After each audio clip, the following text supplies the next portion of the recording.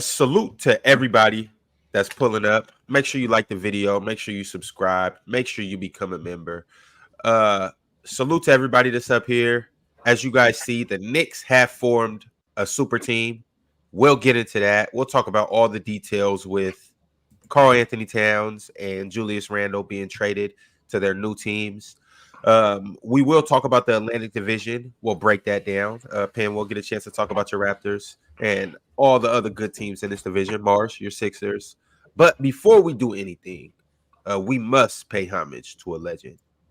I was just informed of the news that Dikembe Mutombo, unfortunately, is not here with us anymore. So I would just like a nice moment of silence for him first.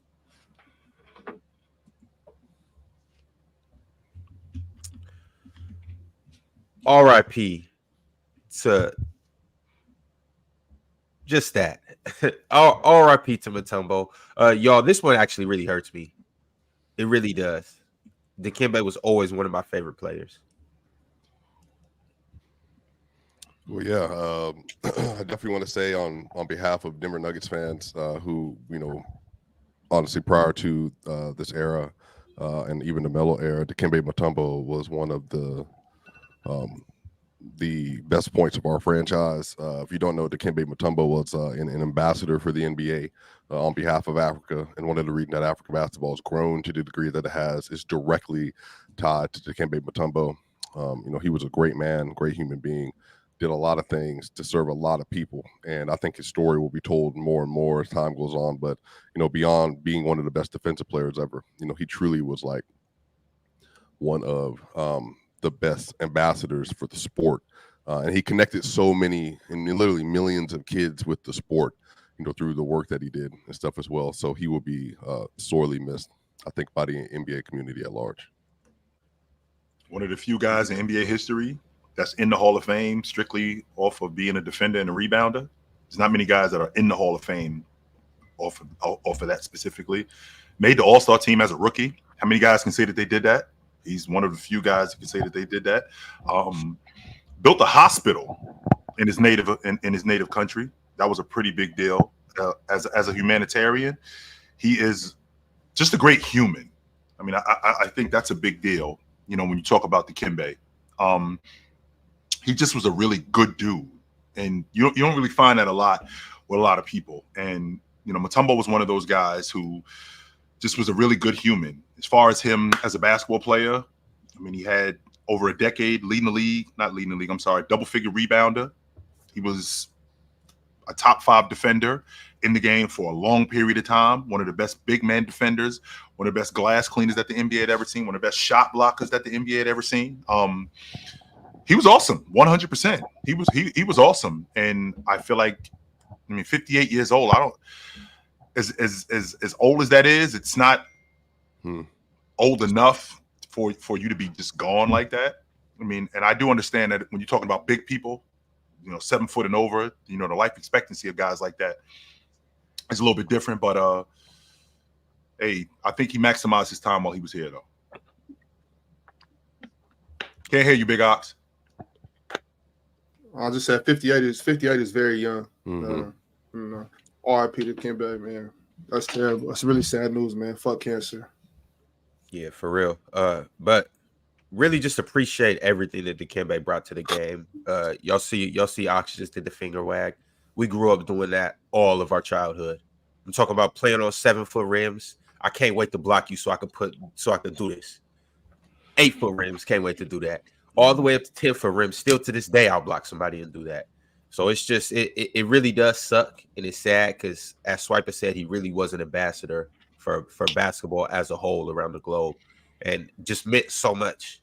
Had moments where he had good and bad moments that just will forever be embedded in our memory. And when I say bad moments, like the time where Jordan went and dunked on him, that's forever a memory, and it's a monumental memory because it's like, Jordan, you finally got Dikembe. Mm-hmm. Jordan spent years trying to get Dikembe, finally got him, and so like it was a treasure to get Dikembe, to be able to dunk on Dikembe, and not too many people did it. Where does he rank amongst all-time great defenders? Top 10. Yeah. Around there, yeah. Definitely top 15. Anywhere from 7 to 13. I'd feel I don't have a list, but I'd feel if someone said they got him in the top 15, I definitely don't think I could be like, oh yeah, that sounds wrong. I don't think top 15 is crazy. Yeah, it sounds right. I mean, Swiper as a Denver fan can attest to this. I mean, I think they were maybe one of the first, if not the first, 8 seeds to beat a 1 seed in NBA history. Yeah. Against the Sonics in '94. Mhm. I think Dikembe had like 6 blocks a game or something. Like he was ridiculous. Defensively from day one. I know he came in as an older rookie, but from day one, a defensive monster. For being honest, a defensive monster.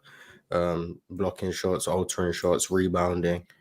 And like I'm not gonna call him an offensive player, but he wasn't inept. He wasn't incapable. Like he was just a good basketball player for a very long time. Mhm. He was playing on the Rockets at like 40 years old, so it hasn't been that long that he's been out of the NBA, if we're being honest. So he will be missed. I literally found out from the chat the moment I joined. That's how I found out. They were saying Rip Dikembe. Had to look it up. Didn't even know he had brain cancer. had no idea. Shout out to him for being able to fight through that for however long he may have had it. Battling with cancer is not easy at all. Even the people who survive that's life changing. Him and his family, I hope they get all the help, the support they need. But yeah, I feel like you guys said everything that needs to be said. So Not everything, Mars. Don't forget Georgetown too. For real. Besides the NBA, don't forget Georgetown. Man. So if you think about the defenders, so Russell, Duncan, Rodman, Pippen, Olajuwon, Ben Wallace, David Robinson, Dwight Howard. he's better than Dwight. I don't hate that, to be honest with you, Mars. I don't. I'm not saying that. I'm not saying that it's true. I just don't hate it. Right. And if you talk about him, like him and Rudy, is it here? Is it here? How far is the gap between him and Rudy? If I said he's better than Dwight and don't say he's better than Rudy, I'm gonna open up a whole can of worms. So It's not that far though. I don't think it's that kid. Yeah, go ahead. I Mark. feel like that opens up a debate that probably this isn't the right time to have that conversation. Yeah. I do want to say Rim protection alone. Mars. Rim protection it's a different level of rim protection. So while Dwight might have been a little more mobile, or even Rudy might have been able to move his feet a little bit more, the level of rim protection that Dikembe provided was unmatched. The I think it also matters. The fear factor too. That's it right there, Mars. I was going to say that. I was It just is fear gonna say factor. Oh, okay, we're all on the same page. Yeah, It was I like was going to say Mars. his reputation as Mount Mutombo is the finger wagging. That's not just rim protection. That's rim deterrence. You don't want to drive on this guy. So I think that's like you don't have to block a shot that the guy won't take. Yeah, Well, that's changing just the shot too, Pin. Not blocking. And Penn, just so you know, there's people who will clown you, like he got dunked on by Grant Hill, he got dunked on by Jordan. Well, when It happens. you're gonna get dunked on. Yeah. More times than not, you're not gonna get dunked on. But he contested everything. That's the thing, right? He was Yes. contesting everything. If you contest shots, you're gonna get dunked on a lot. Supposed to get. You don't trash people that actually take the challenge. You trash people that don't. I think we trash both, unfortunately. I think this is to me, this is like why shows like this are important. I think obviously ESPN, Fox Sports, and everybody has their place in all this, but we've lost Bill Russell, we lost Walton, we've lost Jerry West, we've lost Dikembe Mutombo now. Obviously lost Kobe in 2020. Daryl Dawkins obviously died some time ago. Wilt Chamberlain died some time ago. I think it was really y'all. I think prior to Kobe dying, I want to say there was a stat that I had heard and looked up, but I think there had maybe only been 3 to 5 NBA MVPs ever that had passed by that point. I think prior to Kobe having left us, and so somebody can get the exact number, but I think what that says to me is there's so much history and so many great players that have done so many great things for the game, and like we're at this point now where the players of the 60s and the 70s, they're all kind of aging to 50s and 60s and all that, and so I think it's important, I think, for this show, because we remember the accomplishments and defeats and their contributions to the game. And we might argue about like semantics and rankings and all that stuff, but I mean, honestly, I don't really know of too many shows that like will actually spend time talking about the things that they did well and how they maximize their talent and their era around them. And so, Dikembe Mutombo is somebody that we have talked about voraciously on this platform, including most importantly or significantly is the 2001 run with Iverson, obviously. But, I definitely don't want people to forget about those Denver Nugget years. And I just think that it's people like him, that like have made our jobs possible and all that stuff, just how great they were, what they did. And so obviously, this is a sad day because we just lost Jerry, just lost Bill Walton, we just lost, Bill Russell, as of like last year or so. So it's been a tough the last 2 years for the NBA community. You figure when Kobe passed away, so Chamberlain wasn't around anymore, league MVP. Moses died in 15. Mm-hmm. That was it. Everybody else still alive. Mm-hmm. Bill Russell was still alive. All Doc's still alive. Jordan's still alive. Bird's still alive. Magic's still alive. Jabbar's still alive. That was it. Moses and Chamberlain. That's it. Mm-hmm. Everybody else still here. Yeah, which is rare. That's not a lot of leagues have that kind of like the history where the people are still living. Yep. Bob Pettit's still here. Mm-hmm. I know that sounds crazy. I think he's 90. Yeah, both. Cousy still here. Yep. Mm-hmm. I'm telling you, Swiper, man, basketball keep you healthy. If you just Mm-hmm. you go to those 6 a.m. runs with the old dudes just moving around, man. It's the complete opposite of football. Like the complete opposite of football. Right. Football is dangerous, bro. Right. Yeah. I know Basketball will keep you young, man. Yeah, I keep pulling up to them moment. 6 a.m. runs, missing layups, and having Right, it's not always about stats, bro. Why you always want to turn to basketball? It's not a Man, stat. Ron started digging It's a fact. immediately. He immediately started digging. Before we go any further, Pirate, no Mutombo didn't carry the Sixers. Just so you know, before they traded for him, they were rolling. And then Theo Ratliff got hurt. Before Theo Ratliff got hurt, they were still at the top of the Eastern Conference, and they were rolling. They did trade for a better defensive player in Mutombo. I won't argue that. But he didn't carry them. They were already rolling before that happened. So let's chill out with that. Let's not do that. I know this is like a somber moment, and I realize, that it's always tragic in a sense when someone dies. But I think that's really tragic is when someone dies with a lot left on the table, right? When they leave without having done so much. I think, I don't know, I didn't know Dikembe Mutombo, but I got to know a lot about him because I'm very interested in basketball in Africa and everything he's been doing.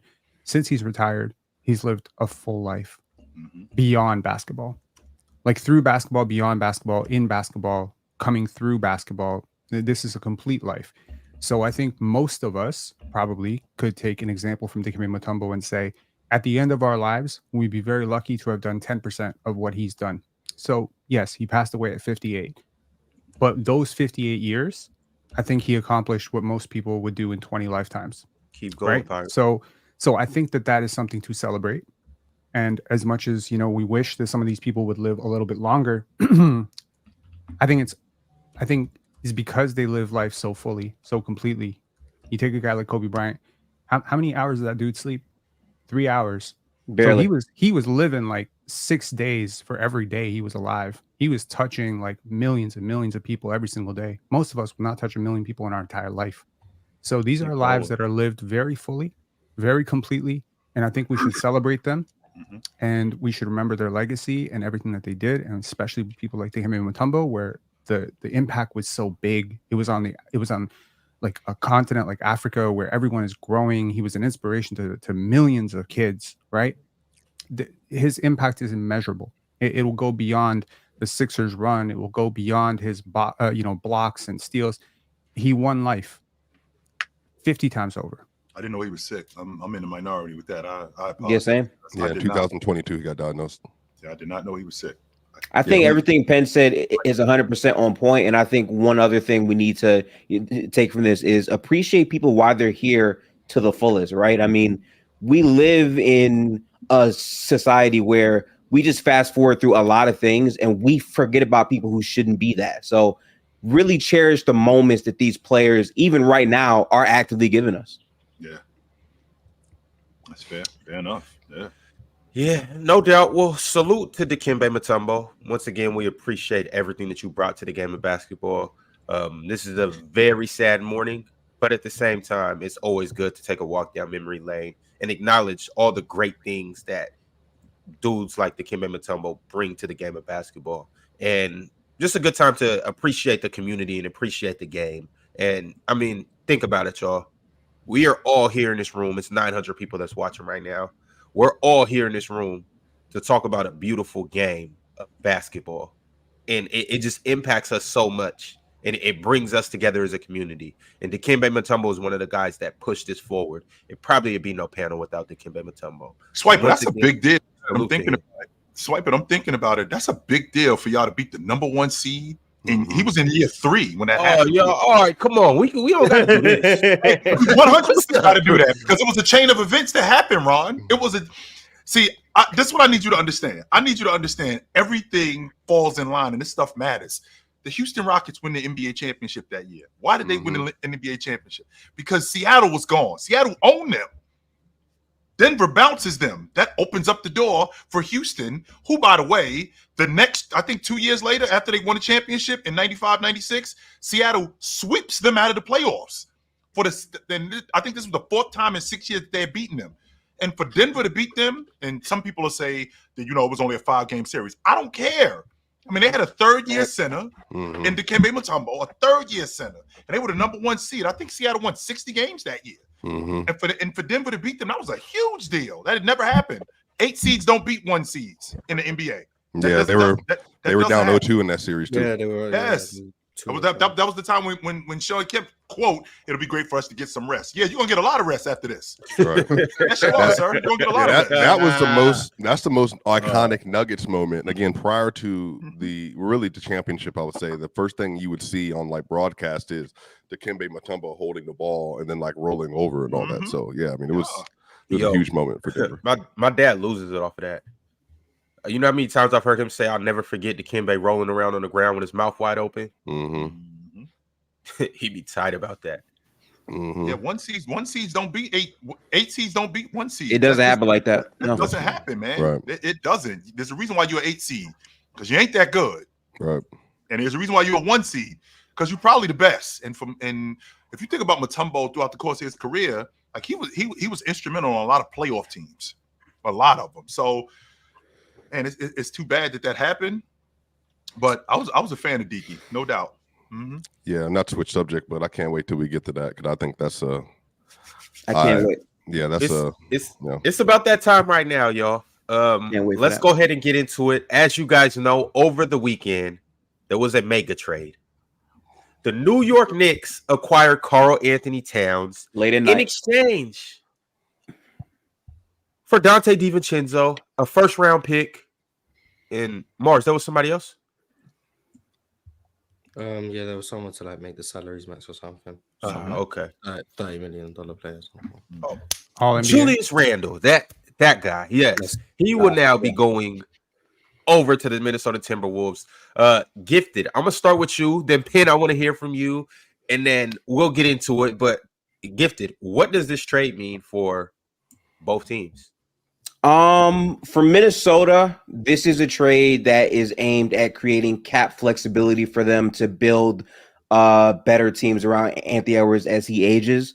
So I understand their angle there. Karl-Anthony Towns is under a supermax contract where he will be making a lot of money, upwards to like $62 million. And I think his final year of that deal. So for them, it was a very hard contract to move. And this was the best way to move it, I think, in their minds.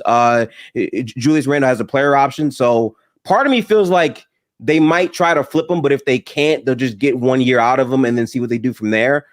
I don't like it in the short term for Minnesota. I do think Julius Randle can provide value as a ball handler for them. But the spacing with Gobert just doesn't really make much sense. So it's a bit weird for them. The Knicks, though, very, very ballsy trade.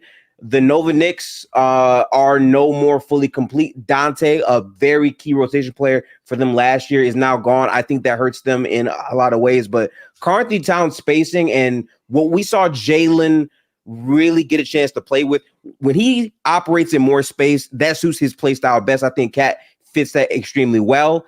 And the most important part, Josh Hart to me gets completely elevated because now he gets to play in very space optimal lineups that really suit his play style. So I can't wait to see how that looks. This does make the Knicks better to me, but I'm not sure if this comfortably puts them over Boston. Penn, with you being an East Coast guy, obviously Northeast Coast, but you're close to the area. What does this mean for the Atlantic Division? Cat coming over to the East. Knicks going all in. You appreciate that, right? They're putting all their chips in the middle. Yep. They believe in this, right? We heard for years that they were gonna try to get a superstar. They were trying to get Donovan Mitchell. They always thought Jalen Brunson was gonna be the second guy to the guy that they were gonna get, and then Jalen Brunson elevates himself to being the guy. So you can go for a secondary star, and I think the Mitchell Robinson thing might be really worrying them. There's now reports that they might look to trade him. They needed a center. Is this the right center? I heard someone say that he's a top 4 center in the league. Count him out. He's not. Is he a top 6 center? I don't think so. So he's probably at best the 7th best center in the league. Penn, is he even a 5-man? How about that for a second? Is he even a 5-man? Oh yeah, he's a 5. Like defensively, he's a 5. Right. If you want to be pure about it, like he's 7'1", 7'4", 7'5" wingspan. He's a big body. He's a good post defender. He may not be the greatest, in terms of switching on the pick and roll and stuff, but he's a good post defender. He's a big body, and he took a lot of steps. Tibbs is a defensive coach. That Knicks team is hard-nosed as hell.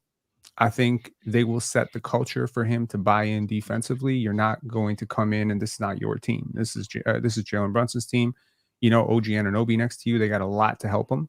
And honestly, your paint protection is going to be somewhat shielded by the fact that you have 3 of the best perimeter defenders on the perimeter for you with Josh Hart, OG Anunoby, and Mikal Bridges.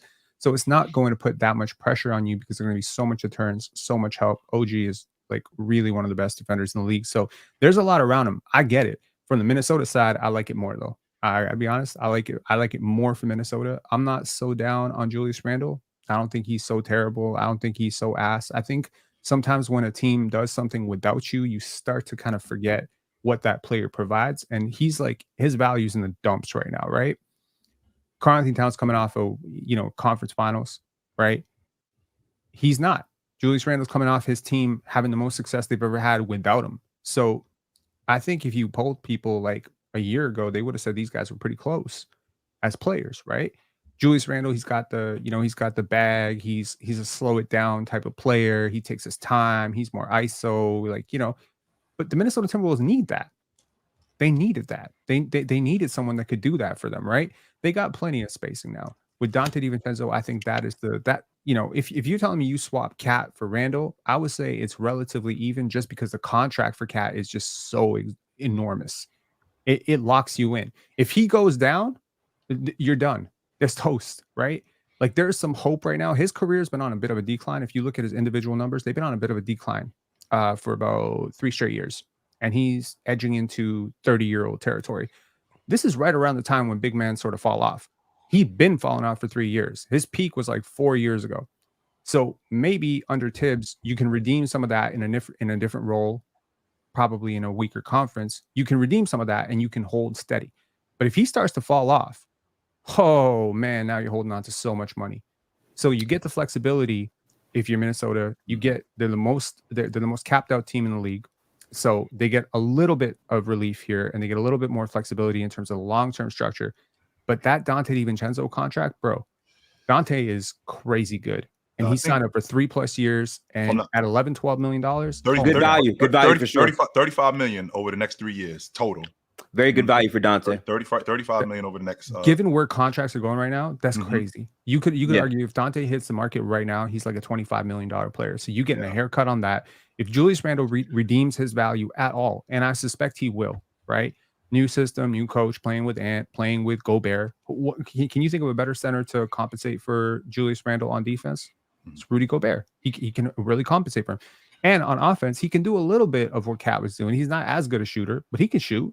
He can shoot a little bit. He's a better playmaker than Cat, I'll tell you that. So I think it's like Okay, there's a world in which Julius Randle has a better season than Cat next year too. But Julius Randle's a better defender than Cat, though. No, he's not. Yes, he is. You is. think Julius Randle's a better defender? Last year, Cat, you think he's better than? Yes, for sure. I think Rudy Gobert. When you playing with a great defensive player, have a tendency to make you look better than what you are. No, I hear that, but even in the lineups last year without Gobert, Karl-Anthony Towns was still able to raise their level defensively. Like, I just want to make sure that I'm clear, Gifted. Sure. When Rudy Gobert and Karl-Anthony Towns first got together, Mars, did you and I not have a conversation when we were watching Cat and he looked like a sixth grader in a trigonometry class playing the four, playing defense? He looked clueless. Yeah. He looked like he didn't have an idea of what he was doing. No idea. And then he looked a lot better last year in that same role. Right, he did. You think Randle's a better defender? I do think Randle's a better. He definitely did get it together. You're 100%. Do you think either of them are good on defense, or are we just arguing? No. I don't think either one of them is good, but I think with the defense that's around, Julius is terrible, Mars. I don't think he's awful. I think Julius is a good defender. I do. I don't think he's awful as a defender. I don't. I'm sorry. Yeah, what does he do that's good? Well, first of all, as a big, I think he's really good at moving his feet. He's not landlocked. That's number one. Number two, I think he's good at the rim at 6'9". I mean, he's not a ridiculous rim protector. No, I think he's good at the rim. I think that's better rim protector. Yeah, OG's a better rim protector than him. Well, OG's. That's not saying a lot, Penn. OG is a great defender, Penn. I didn't say Gobert, bro. I said OG and aspects of defense. I heard you. That's what I said. I said OG is a great defender. I didn't say anything about Rudy Gobert. I said OG is a great defender. But we're talking about rim protection. That doesn't mean he's a great I understand what you're saying. I think OG is better than him at that, though. OG is better than most people at that. But Julius Randle, he moves his feet. He beats these big power forwards. He beats you to the spot. He puts his chest in front of you. He's physical on defense. He makes you turn more. He gives the effort. The only problem with Julius is when he's not giving those times when he's complaining or doing bullshit. He does. He does that. I hate that about Julius Randle. That's the only problem I have with Julius Randle's game, except for The one thing that I want to add on here that we haven't really said yet. Hold on, y'all. We got one mic. Gifted, I'm going to let you go. And then Mars, I see you got something that you've been trying to get off. So I'm going to let you do that. Go ahead. Yeah. The one thing I want to point out with this, beyond the contract stuff, for Julius Randle to have 1 year left on his deal with the 2 shoulder surgeries, I think a lot of that factored into why the Knicks chose to move off of him. I understand that with Cat, their team is going to basically be their team, but I think that they have younger assets with Cat, and I think that they're viewing this as like a 3-year, I would say, window. And honestly, once the years come off of Cat's contract, I don't think it's going to be as terrible as people believe, because then they'll have big salary to move if they want to trade for some star player who might want out in 3 years. So to me, I can see the value in that still. Damn, that's a long time, brother. I mean, it's not like this deal kicks in this season. They already got Brunson on the books for the max. They already got OG on the books for the max. Yeah, now, so then if you fast forward 2 years from now, right. Mm-hmm. That's what I'm talking about. But so when you're talking about the money, we're talking about a long time with these guys on the books. Nobody's coming off the books in the next 3 years. And I don't think that they wanted to pay Julius Randle what he was asking. I think they said, okay, his time has come. They tried to get him to sign to a contract extension. He said no. He also has been injured for them for the past 2 years. So in their mind, we need a big. Are we going to get more value back for just having him walk? Probably not. Let's go get Cat. So I can understand it from there. It's a lot of money for sure. I'm not going to tell you it's not, but in terms of what they needed, I mean, both of their bigs are kind of injury prone regardless. So trading for Cat makes sense for them. I still do believe last season was the first time that he played under 70 games. That was the first time he played that. I mean, he was hurt. He was hurt in the playoffs. I won't argue that. But I mean, I think he's 20. I think in the 5 years that he played with the Knicks, he's 23-10. I think there's four guys on average. I was doing some homework, guys. Okay. And over the last 10 years, there's 4 guys on average. That's 20-10 guys on average. When you got a 20-10 guy on your crew, that's a pretty big deal. Now I appreciate how you guys talk about Julius Randle because 23-9. Could he? So he's I'm not sorry, averaging 10 rebounds. 23 and 9. I'm sorry. I'm sorry, He's 9.6. It's actually 22.6, 9.6. On by the way, on 55 true shooting. No, we don't On care. 55%. He's not averaging 10 rebounds. So he's And Cat is a way more efficient basketball player than Randle, though. That is true. What I'm saying is that when you he have actually averages 10 rebounds. Oh, okay, W. I think he averages more than 10 rebounds. Hang on, but this is 9.9. this is the the last Paolo 4 years.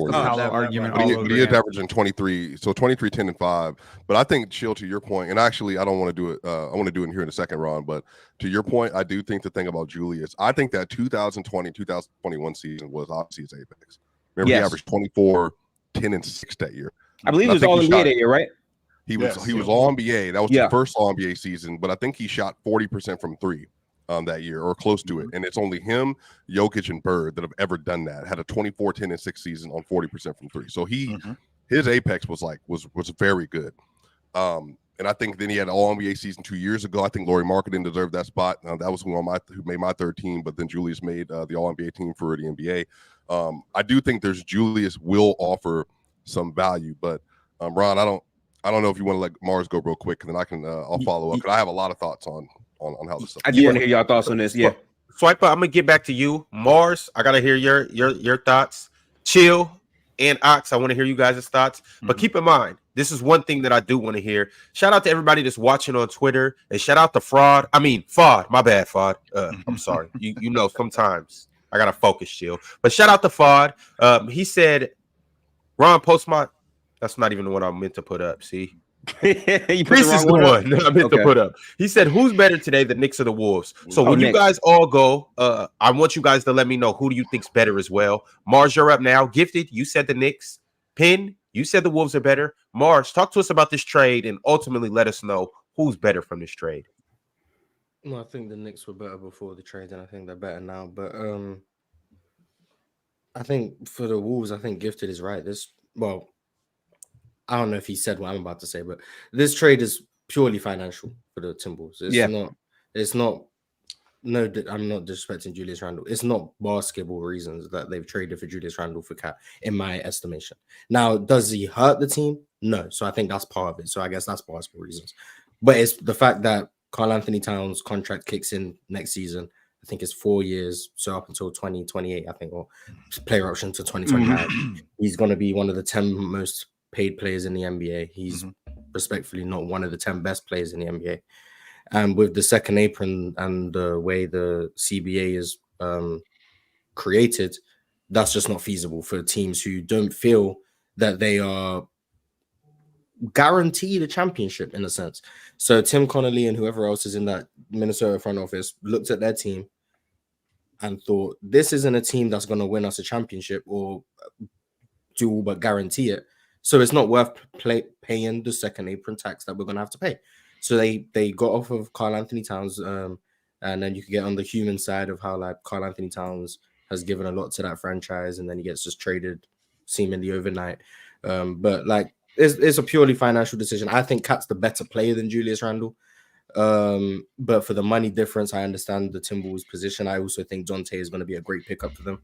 How much better, Mars? Substantially better or just better? I mean, I would listen to someone making the Julius Randle argument, but if it started with he's a good defender, I would disagree.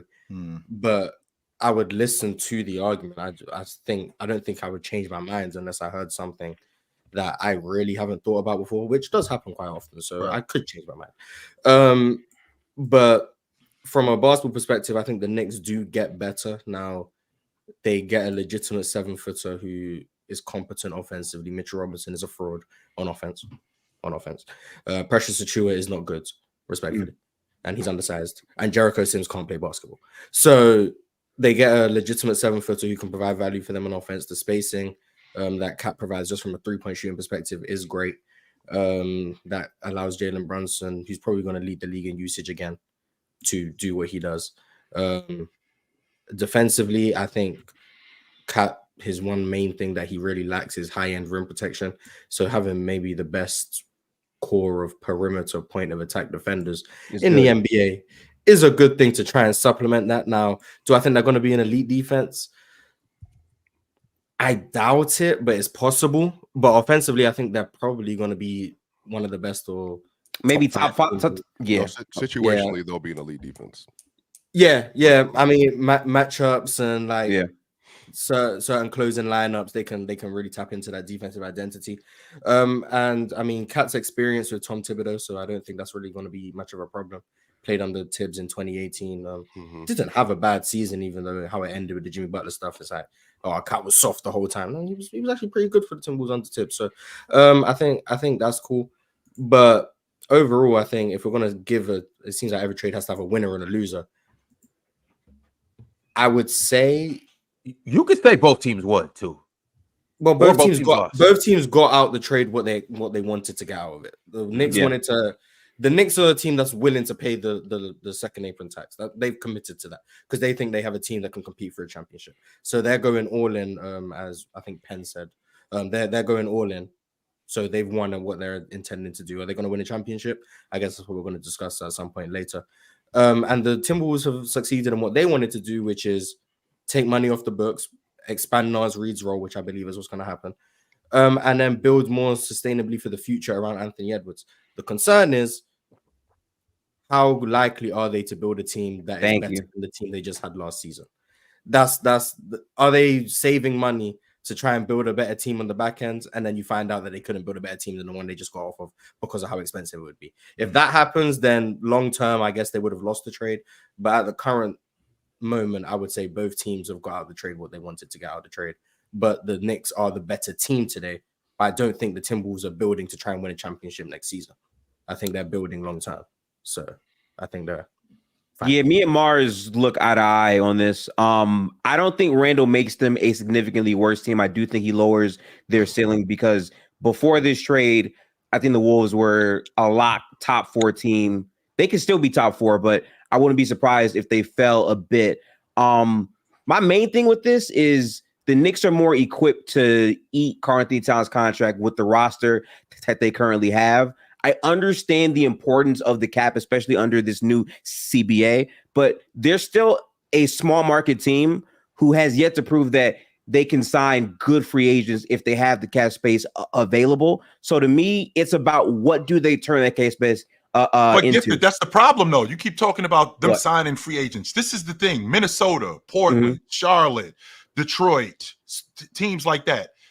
You're not getting free agents. You got to get it right in the draft. Agree. Yeah. Right? So the idea of them signing free agents, that's how they got Cat. They got Cat in the draft. They got Anthony Edwards in the draft. So it takes some luck, 100%. So what happened with the Golden State Warriors, with Curry, with Dre, with Clay, with Harrison Barnes? The fact that they were able to hold on to that unit for as long as it was because that they drafted those guys. Absolutely. So when you have a guy like Karl-Anthony Towns, you have to expect the fact that, this is going to get expensive. This is not pro baseball. This is not pro football. You are not winning in the NBA on the cheap. So you're going to have to accept the fact that you are going to have to pay. Now, sure, Mars, I can appreciate the idea that with the new CBA, that the second apron kind of cripples a lot of teams. But when I'm drafting the correct way, that's what the bird rights are for. So I can go over the salary cap. When I'm trading the correct way, I can put the money in a space where I can compete for a championship. Because I know, especially with the era that we're playing in, that the window is small to win.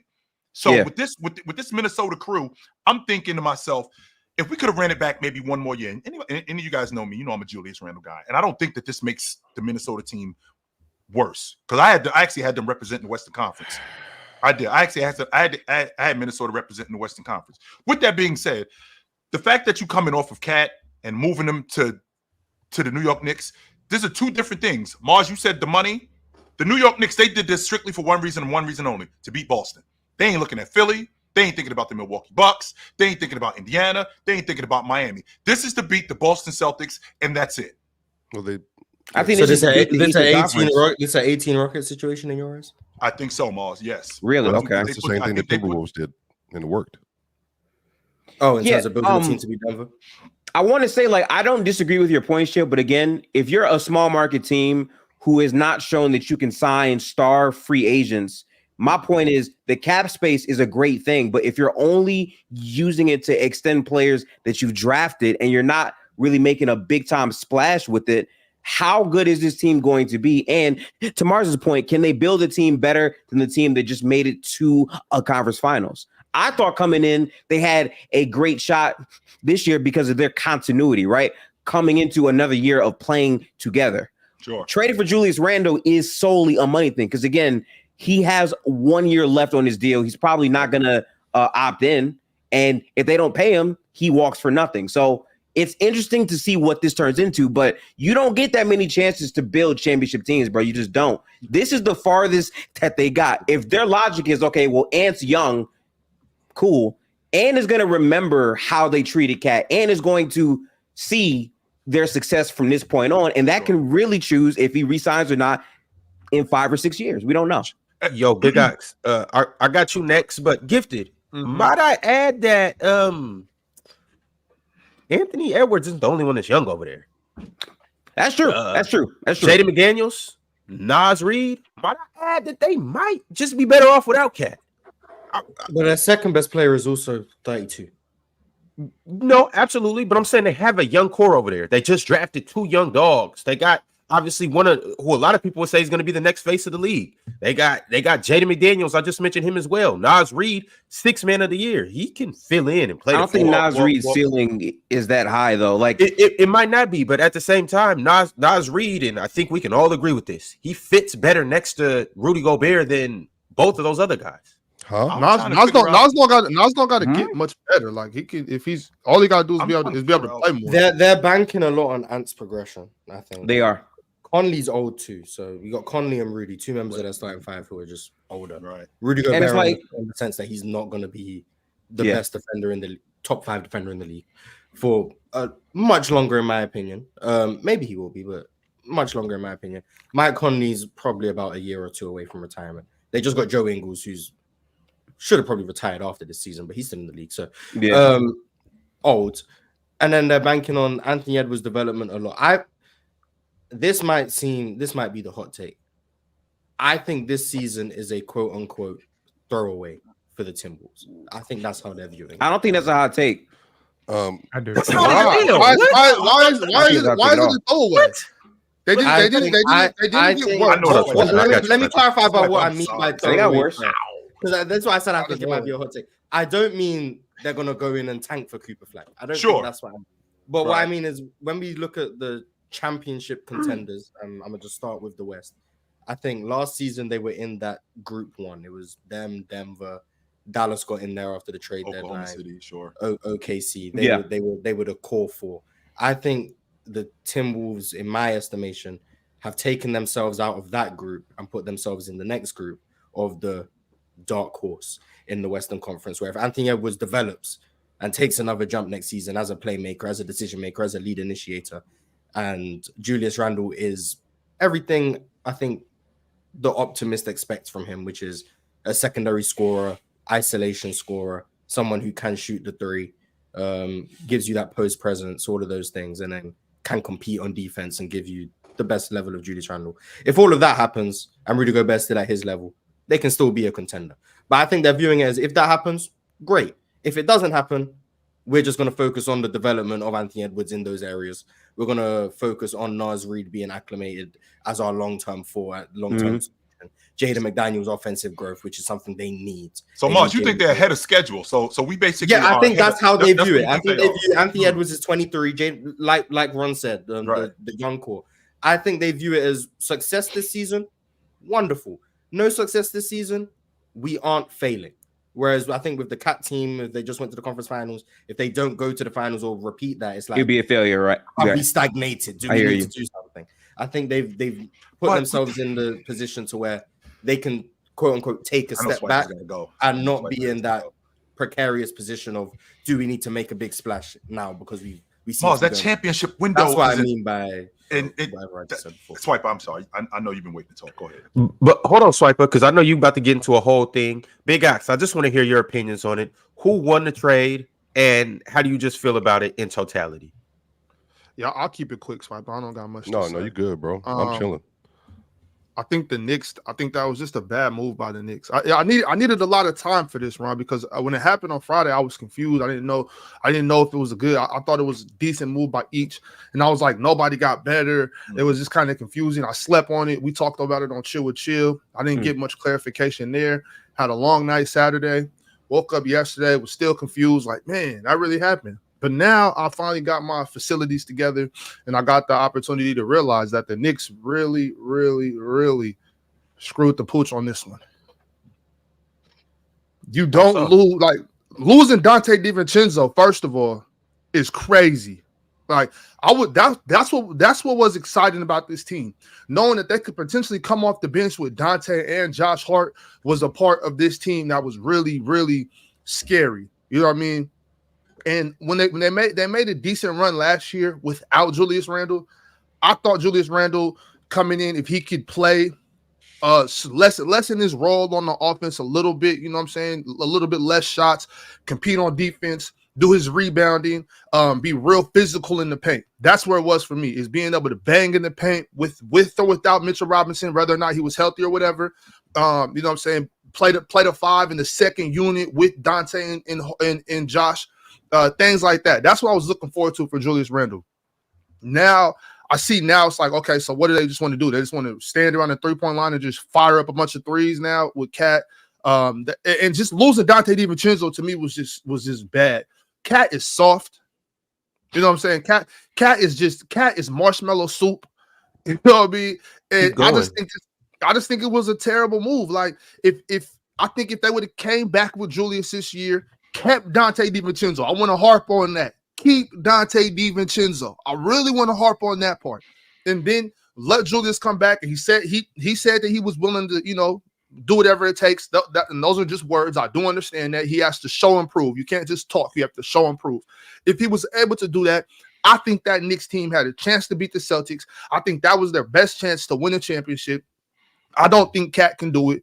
And once again, they lost Dante DiVincenzo. Cat doesn't bring anything more than what you're going to get from Julius, respectfully, especially if we're just going to talk about playoffs or whatever. Cat's not just better than Julius. This didn't help the team. It hurt their team. It hurt their toughness, first of all, because that was one thing we were talking about seasons ago. Chill, was how they beat the Cavaliers. Mm-hmm. Cat's not doing that to Evan and Jared.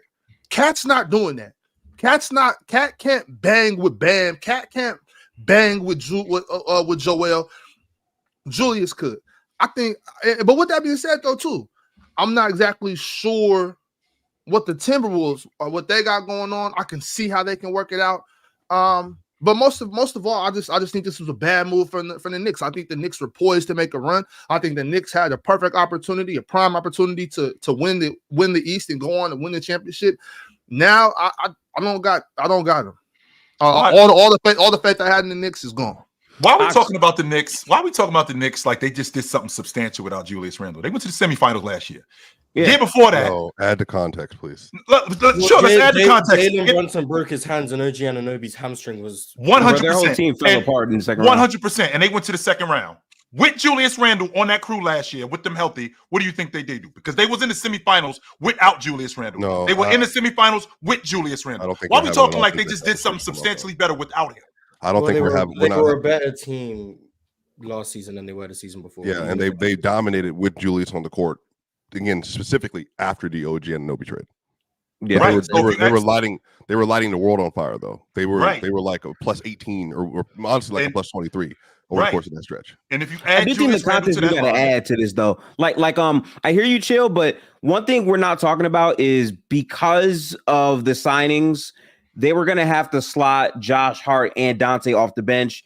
There were reports that came out that said Dante wasn't going to be happy in that role either. And here's my main thing. If you're saying they should have kept him, if Julius Randle did not sign the contract extension that the Knicks wanted from him, that would mean that he would play one more year for their team. Meaning if they don't win the title, they can't just have him walk out the front door. They can't do that. Okay, but listen, here's my point though. They didn't want to pay him that money for a reason, right? So I'm saying that reasoning could be you're a older player. The two operations you had were questionable about how that will extend for our team. We think he's 29 years old. in his prime. I'm just telling you what they think. Because again, he's more of a bruiser type of, I would say, play style, right? I think for them, they didn't want to sign him to a big cap number outside of that. So my thing is, regardless, you're starting off the season with him not extended, right? If he does not sign and he walks away for nothing, if it was a non-negotiable for them, then they lose him for nothing. You can always trade him at the deadline, especially if you're rolling. But you're not getting cat at the deadline, though.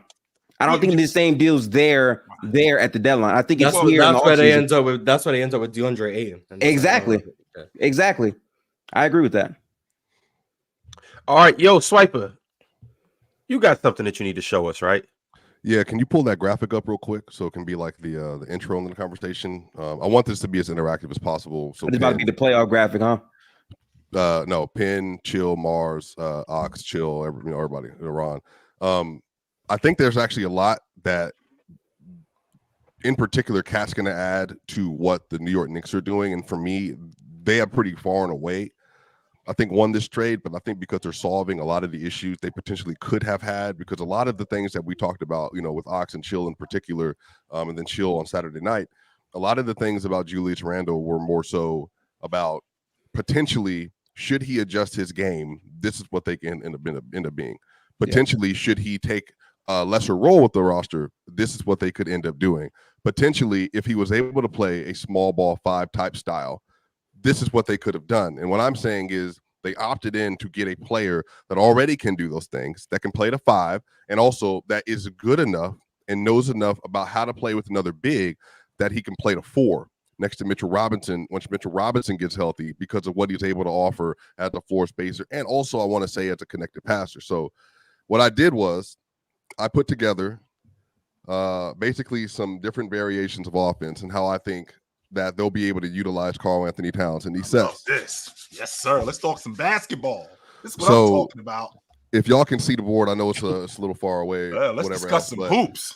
Yes, sir. I like this. Oh, damn. Okay. But in particular, so I have 3 different offensive. I had the flex offense, the swing offense, and then the pick and roll. Now, the whole point of the flex offense is to maximize space. And the only reason I'm doing this detailed like this is just because for people that might not be familiar with like terms and names and all that stuff, this is just for like the point of education for everybody. So this is not for people on the panel. This is for people that might not be as ingrained in some of the basketball, like hoop talk, just plays and sets. But the flex offense is about maximizing space and shooting.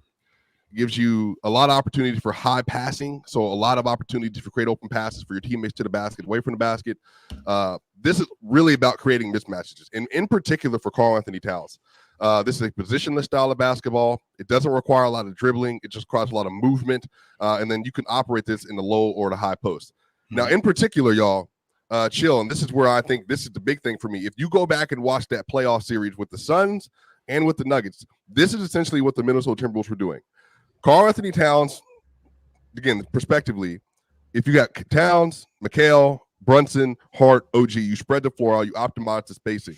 Now, one of the things that a flex offense allows for you to do is McHale is going to run through the lane to the other side of the court, because a lot of this is about creating advantages and creating mismatch. But it's right here for me, Chill. It's this part. The fact that McHale Bridges is going to be able to create enough space between his man, they're going to force a switch with Cat, or McHale's going to get a wide open lane opportunity going to the rim. And if Brunson has the ball here, he's going to be able to either pass it to the corner if he collapses, or if you get this switch, you can kill this. Now, one of the things they did, Chill, in Game 7 in particular, they switched Christian Brown onto Karl-Anthony Towns multiple times throughout that game. And Karl-Anthony Towns absolutely punished the Nuggets in the post. And this is when, in Game 2 and in Game 6 in particular, when Karl-Anthony Towns got to this post, he was murdering that small mismatch. And even if it was KCP, because KCP just doesn't have the size to stick with him. And so one of the things I think that gets misunderstood about Karl averaged 1.0 points per possession, 1.70 points per possession as a post-up scorer last year. Julius Randle was 0.90. So Karl basically shot 53.5% as a post-up player last year. Julius shot 45%.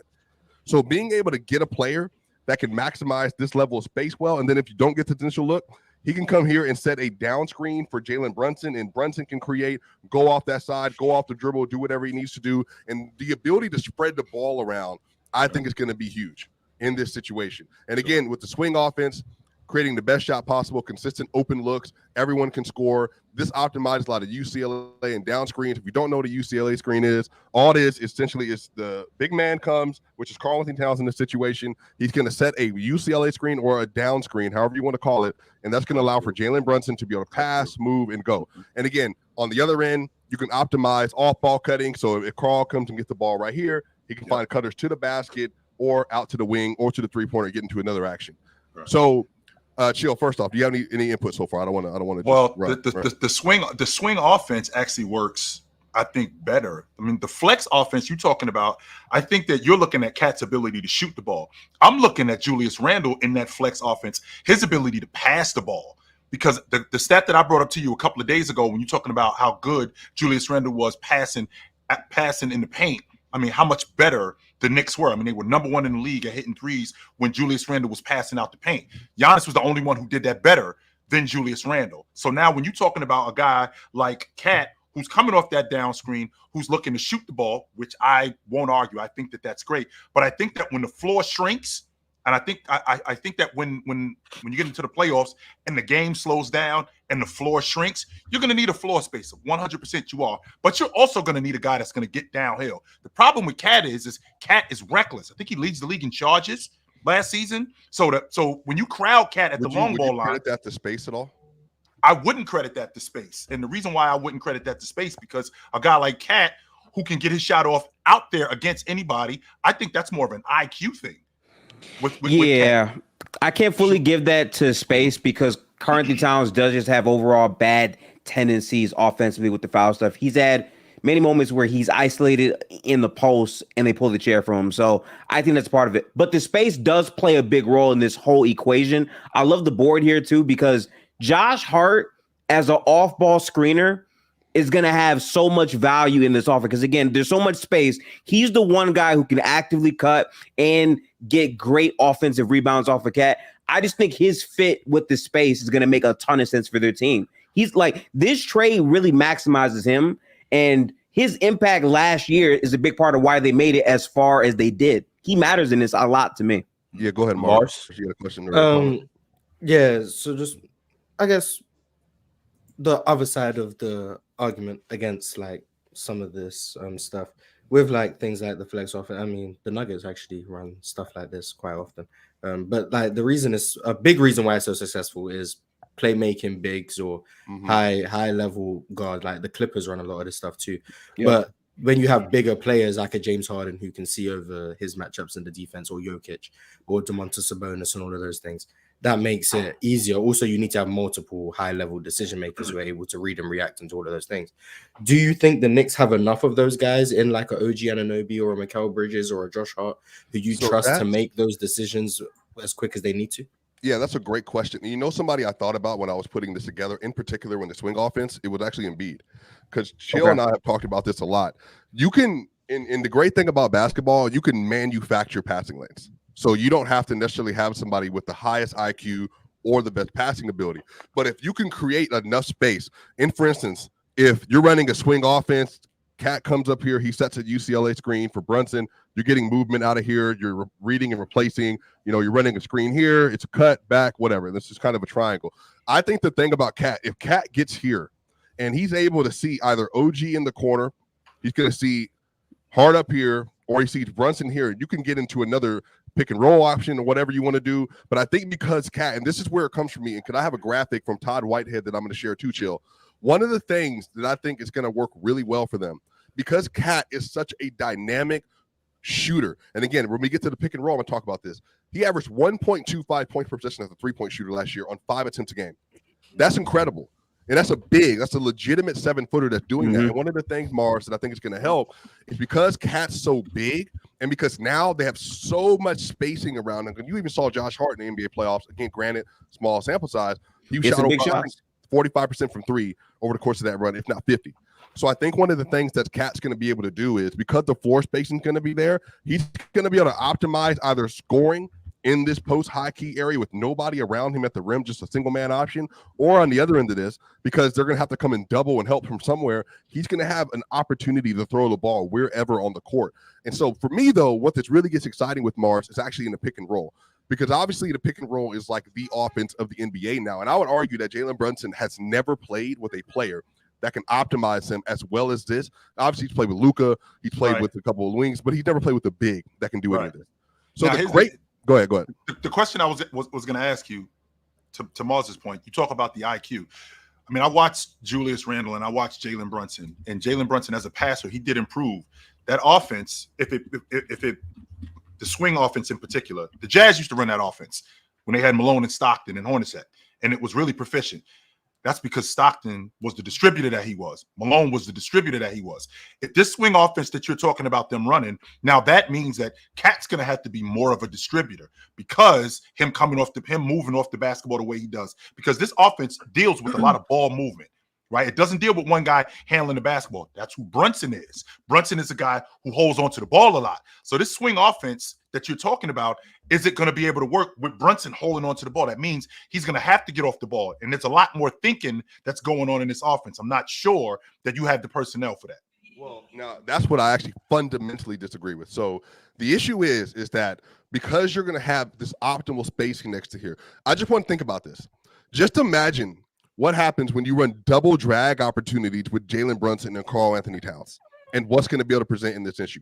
So if you get a double drag here on these pick and roll opportunities, now then this could be late game situation, or you can run the Spain pick and roll, which is another option here. The issue with this is similar. Again, I'm going back to some of the Lakers Nuggets stuff because that stuff I cover so directly. So this is not to bring up the Nuggets. It's more so bringing up the Lakers. The Lakers did this better than almost anybody else I've ever seen play versus the Nuggets because they got the size. They would have LeBron James and Anthony Davis run the pick and roll. What they would do is they would bring Jamal Murray and D'Angelo Russell up here. And in order to force them to not switch, Jamal didn't want to give that ball up, but they wanted to force LeBron to put Jamal in a situation where either you give up that switch, and then I'm putting you in the post, or you don't switch it and I'm beating you to the rim. I think because Jalen Brunson is such a dynamic downhill scorer and such a dynamic passer out of this kind of option, just think about this. If you can get Brunson going downhill, then Karl is coming and setting that first screen. If they don't get an action they like, all this has to happen is Josh Hart can reposition here, and Cat comes and dives, and then Josh Hart's man has to come and pick him up because now you're switching that pick and roll. It's similar to the 4-5 pick and roll that the Nuggets do with Aaron Gordon, Nikola Jokic. And also another thing, and again, please excuse me for my bad handwriting, y'all. That's I've never had a good handwriting. Chill. You need to work on that penmanship, Swiper. Do you know who one of the best 4 and 5 pick and roll passers was last year in the NBA? Cat. Mm-hmm. So think about this. Think about this option right here. So Mikal, Brunson, OG, Cat, Mitch. So when you do decide to go big, and then in this instance right here, you can just do whatever you want. So we can run it this way, or we can run it this way. Cat coming downhill, getting speed, going to the lane, and then you got to collapse over here, collapse over here, collapse over here. But then even Mitch is one of the best rollers in the NBA. He's going to have an opportunity to decide where he wants to go with the ball, or if you don't run it correctly, Cat has the ability to step out and hit a jump shot, either from the mid-range or from the three-point shot. And again, Brunson, he can run off action over here. You can get some back screens going. And so what I love about what he's going to be able to offer is the Knicks have never had a big that has the ability to play make, distribute, shoot, and pass to the level of Cat. And I think versus Boston in particular, that's going to give them a major leg up from what they used to do, Chill. Because, again, previously, if it was Julius Randle, you don't respect his decision-making, and you don't respect the fact that he's not an actual shooter. Like, he can hit jump shots. He's just not more efficient anywhere. Those two things are not the same thing. A guy who can shoot and a guy who's a shooter. Cat is a shooter. Julius Randle is a guy who can shoot. Those two things are not the same. I can get with that logic. This is going to require Cat obviously developing, I think, in his vision for sure. Right. But I think, again, the same way, especially with the swing offense in the pick and roll, I think with Thibs, you're going to be able to manufacture open looks for him. And even with the Wolves, they didn't even have the spacing available to them on a consistent basis that he's going to have with this New York Knicks team. And I think the big winner in all this for me, Chill, is Mikal Bridges, Jalen Brunson. Their life is going to be way easier. Right. Because Cat's on the floor with him now. And I think that I think you make a solid point with Cat, but I think that you could get something really similar with Julius Randle, even though Julius Randle doesn't stretch the defense like Cat does. But I think his decision-making, I don't think you give him enough credit for that, especially his ability to get into the paint and not just dish off to the three-point line. I'm talking about dropping the ball on the baseline. I'm talking about his ability to score when he shrinks the defense. He does make really good decisions. Now, when you're talking about this pick-and-roll offense, you're talking about quick decisions, right? You're talking about in the short roll, you're talking about you're talking about slipping the screens and diving to the rim. Now, Cat, on the other hand, when I watched Cat when he was in Minnesota, and I think this is largely due to Anthony Edwards not being inept yet. It's not that he's not there. He's just not there yet. Cat, his ability to rescreen and come back, I think he got frustrated a lot of times with Anthony Edwards not being able to hit him in short roll, not being able to hit him dive into the basket. That may be an issue. Now, when you're talking about him running with Jalen Brunson, doing the same thing, having to rescreen, not just having to rescreen, but also diving to the rim and being missed, I think that Cat has an ability to get into his own head, so I think that could hamper him. I do like this offense. I just wish that I could have seen Julius Randle in it a little bit more, because I think that we could have had a better. But you self-admit though that Karl-Anthony Towns is the better offensive player than Julius Randle. I think he was the best offensive player on Minnesota's crew. Well, then why would a better offensive player not be able to utilize this even better? And by the way, one of the things that I wanted to be able to note here as well, Jalen Brunson's a better guard screener than Anthony Edwards. So you just imagine that 1-5 pick and roll or the 1-4 pick and roll with Jalen Brunson and what he's going to be able to do off of that with a pop from Karl-Anthony Towns if you want to get into one of those actions. Sure. Or if he keeps going, you're going to have Mitchell Robinson playing that dunker spot. And what I actually thought about this was chill is when you talk about having these players on the court, and Ox, please feel free because you're the pro hooper up here, and you and Ron. One of the things I think is going to really help with all this, similar to the Denver Nuggets offense, what makes them so special, Chill, is that this is the high level passer. That's obviously the best passer in the league, but I think Cat is a high level passer. He's proven with Rudy Gobert that now if he does a pop here and comes out, or if Brunson dives to the rim, the defense is going to be forced to make multiple decisions here. Like, are you going to come off Mikal Bridges' man, or are you going to help for this lob threat right here because Brunson now has a Cat picking for him? Or are you going to step out on Cat and overhelp, or you just allow Brunson to go to the rim, collapse OG, whatever? I think the same kind of offense the Nuggets run with Nikola Jokic, Jamal Murray, and Aaron Gordon, having this three-man opportunity between these players, I think it's actually going to make their offense that much better because Karl-Anthony Towns is just a much more respectable scorer than Julius Randle, I think, when it matters most, and especially in the playoff setting. I think the offense is going to be really good. This doesn't involve the fact that Thibodeau probably runs pistol more than anyone in the league outside of I don't think anybody else in the Kings would be the only one, I think, maybe them and the King, like they run it more than anyone. So Cat in the Isaiah Hartenstein situation, basically allowing Brunson to come up to his strong hands. Then you get Cat in the middle of the floor, 4-on-3s with either Robinson in the dunker spot, or you have the spacing at the 3-point line. Like that offense, I think, is going to be really, really good, especially situationally against certain matchups. Defensively, what does Tibbs do with Cat? Is it a situation where he just starts overloading the ball side and relying on OG and Mikal and Josh Hart's? Do you think he can get to be as reliable as like Ivica Zubac or Jokic is, like meaning like more slow-footed centers that are able to utilize their space and length and space? And again, next to Mikal, OG, next to Brunson, next to Josh Hart, like being able to optimize three defenders that are all clear positives. One defender that's obviously bad to mid, which is Jalen Brunson, but then Karl-Anthony Towns, because he's so big and because he's so long, able to utilize that space. And again, this is not included with Mitch. I think with Mitch, Mars, I think that's when their defense is actually going to be elite because they're going to be so big and their rebounding is going to be that important. But when go ahead, Ox. The only thing I was seeing from what you were talking about at the end was like in that pick and roll. I think it's going to be more of Cat having to get downhill, Cat having to play one-on-one, you know what I'm saying? Because in that sense, like whoever Mikal Bridges, that's not the help. And then you can't help off of Jalen Brunson right there too. It's more so like in that pick and roll if they switch and the kick to OG or just going one-on-one. And I think Cat is capable of doing that. I think Cat is doesn't have like a bad IQ. I think he can make the right decision. It's just gonna have to be a lot of decision making, but those cross court passes, I don't think that's where the bread and butter is. I think it's more so coming off that pick and getting to work, not really looking to pass out of that. in that first. You're saying when I was talking about when Cat, when you had Cat and Mitch. I think you had Mitch setting the pick for Cat or something. Well, yeah. So I'm saying 4-5 pick and roll. Yeah, the 4-5. Now Oh, with yeah. when Jalen Brunson coming off the pick, that's a whole different thing. right. That could get nasty, especially like in a pick and pop situation, or if you bring Mitchell into that somehow, getting a second pitch to be a second pick to be a lob threat, or just like I said, that pick and pop situation, because Jalen Brunson is so lethal coming off that pick and roll as well. So. Yeah. So this I can see where you're coming from in it. But this I is don't think you can make this trade without Mikal Bridges. Yeah, that's I a really fact. don't. Yeah, I think agree. Not at all. Because without Mikal, you would then over leverage the playmaking and all the creation duties onto Brunson. So I think what the Knicks probably thought was, like, we have our first option in Jalen Brunson, no question. Now we've kind of traded 5 first-round picks plus another pick for our second option. Who's a better third option, Karl-Anthony Towns or Julius Randle? And that is no debate. Well, I think It's not Mikal's the third option, objectively looking at a player as like one player is better than another. It's like, for the role that we have, for what we need, who's a better center? Who's a better rim protector? Who's a better backline defender given all the perimeter help that we have?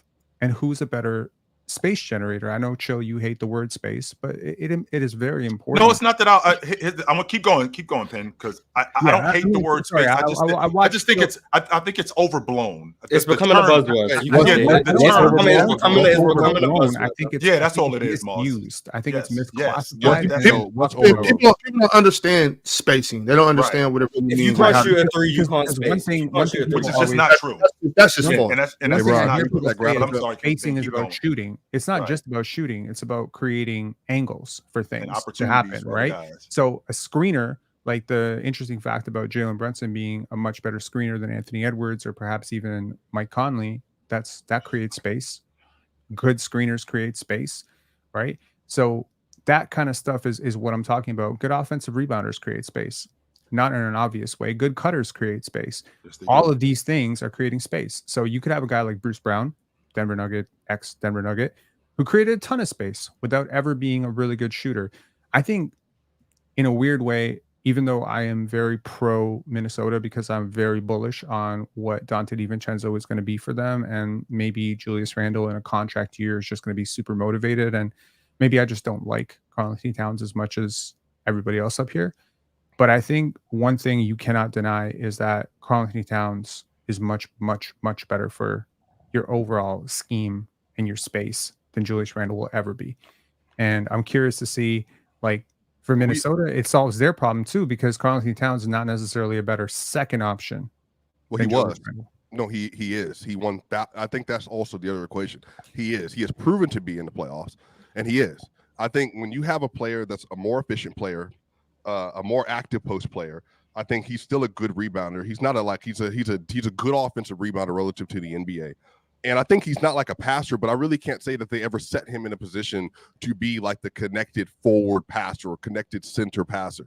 That just has to be developed, I think, in allowing for him to do that. But again, I'm not saying Karl-Anthony Towns is like, top 20 player in the league, but I mean, he's an all-star for a reason. I think given the efficiency that you're about to get added to that offense. And again, a lot of this came down to last year, Jalen Brunson, Dante DiVincenzo, Josh Hart. That was shot making for them. They had to shot make at a high level to get past the first round. But say once you lose that shooting variant, y'all, now you have Karl-Anthony Towns and Brunson and Mikal. So you have 3 players that can go get it out of isolation. And most importantly, Brunson and then Karl-Anthony Towns. But I even think defending versus Joel Embiid. Somebody asked me this, shout out to my boy Vivo on Twitter. He asked me how they're going to defend Embiid. Well, if you put Karl and Mitch in that game and you're crowding Embiid's space, and then on the other end, Penn, you're making Embiid really work in space on the other end with Cat at the 5. I think, and even honestly, bro, like I'm not gonna hold you, Penn. You're a Toronto Raptors fan. You saw OG Anunoby was the main assignment person for Embiid in the first place. So if you got OG Anunoby at times defending him in the fourth, and you got Cat playing off ball, I just think there are going to be a lot of things defensively they can throw at people. And I think on the other end, the more you can get Embiid in space, the more you can get KP in space, that's what makes them better. This is what raises their ceiling for me as opposed with Julius Randle. I just don't think he was going to be as effective. And I think on the other end in playoff basketball, which player causes you to have to address more problems offensively? I think Karl-Anthony Towns in a playoff setting is just a more difficult player to have to scheme around, connected to Jalen Brunson than Julius Randle would have been. That's because he does more. I can get with that. I agree. I think offensively, I don't think there's many questions outside of like the tertiary player's ability to make decisions. But I was talking to Gabe in the chat as you was going, that was my concern. But then he related it similarly to Boston in terms of the more space you have, which is what like this whole concept has been, the easier those decisions become because you get more time to make those decisions because there's more space on the floor. So I think offensively, I don't really think there's many concerns in terms of the personnel, the versatility Cat provides, the versatility Mikal provides. I've said this before. I think Mikal is one of the best off-ball players in the NBA. You have that. I think that's a great luxury to have. I've said that before, Mars. I've heard you say that more than once, more than twice. I think he's really good off the ball. Yeah, I think he's really good. But then defensive for me, because the reason I wouldn't compare Cat to like a Zoo or a Jokic is in drop, I just think he's bad. So like I don't think he contains the ball well in drop.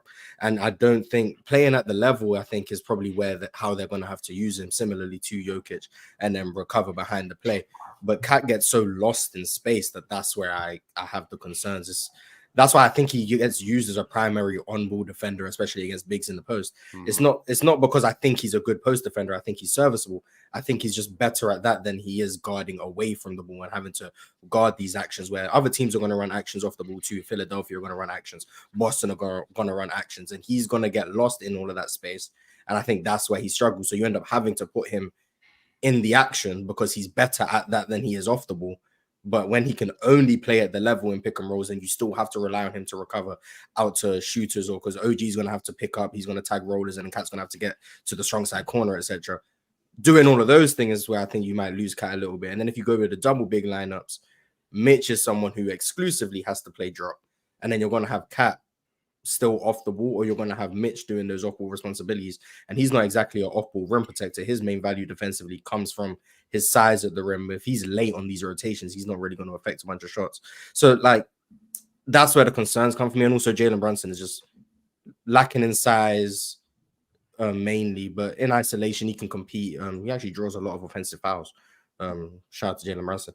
But, like, there's just a lot of question marks I have defensively. I think OG is going to be very over-leveraged defensively. I think he is maybe the best wing defender in the league. Herb Jones notwithstanding. But like I just feel like there's a lot he's going to be tasked to do this year, and I don't know how well that's going to hold up in the playoffs. But offensively, I think that's a top especially five. Especially when you make Cat, to your point, especially when you make Cat, because there are guys who can defend for stretches. Mikal Bridges is one of those guys. OG Anunoby is one of those guys who not just on the ball, but off the ball, they can defend for stretches. You lose Cat when the ball starts to move. You lose Cat when he has to defend for stretches, when he has to now not just be a roamer, not just be on the basketball, but get through screens, slips, not just get through screens, but pay attention on the weak side of the ball.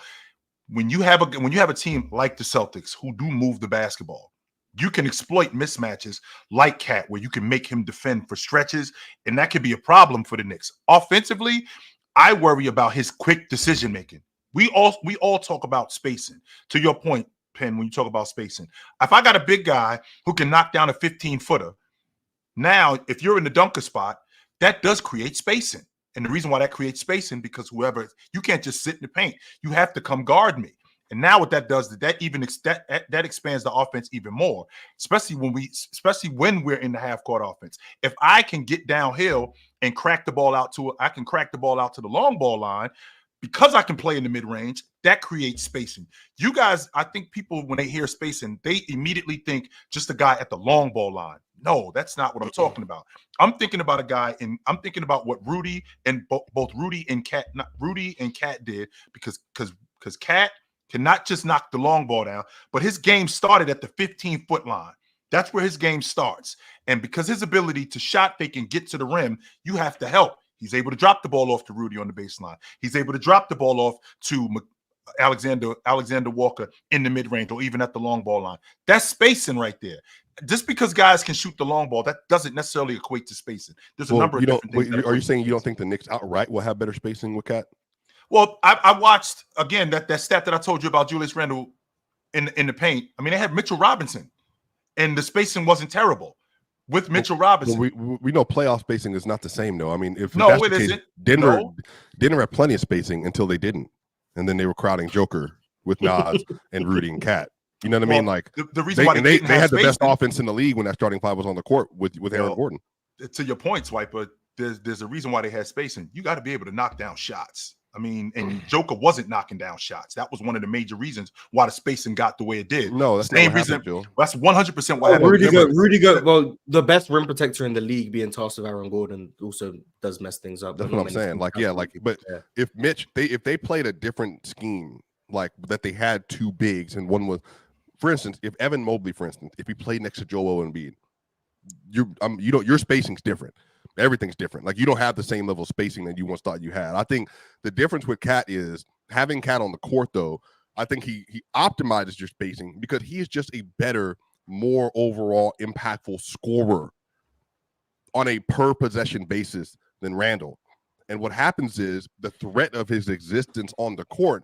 If you know that I got a 42% knockdown 3-point shooter on the court with me that will shoot a pull up, and I'm collapsing on JB, I'm collapsing on Mikal, I'm collapsing on OG cutting off of the ball because we have to overcompensate because we lost him backside.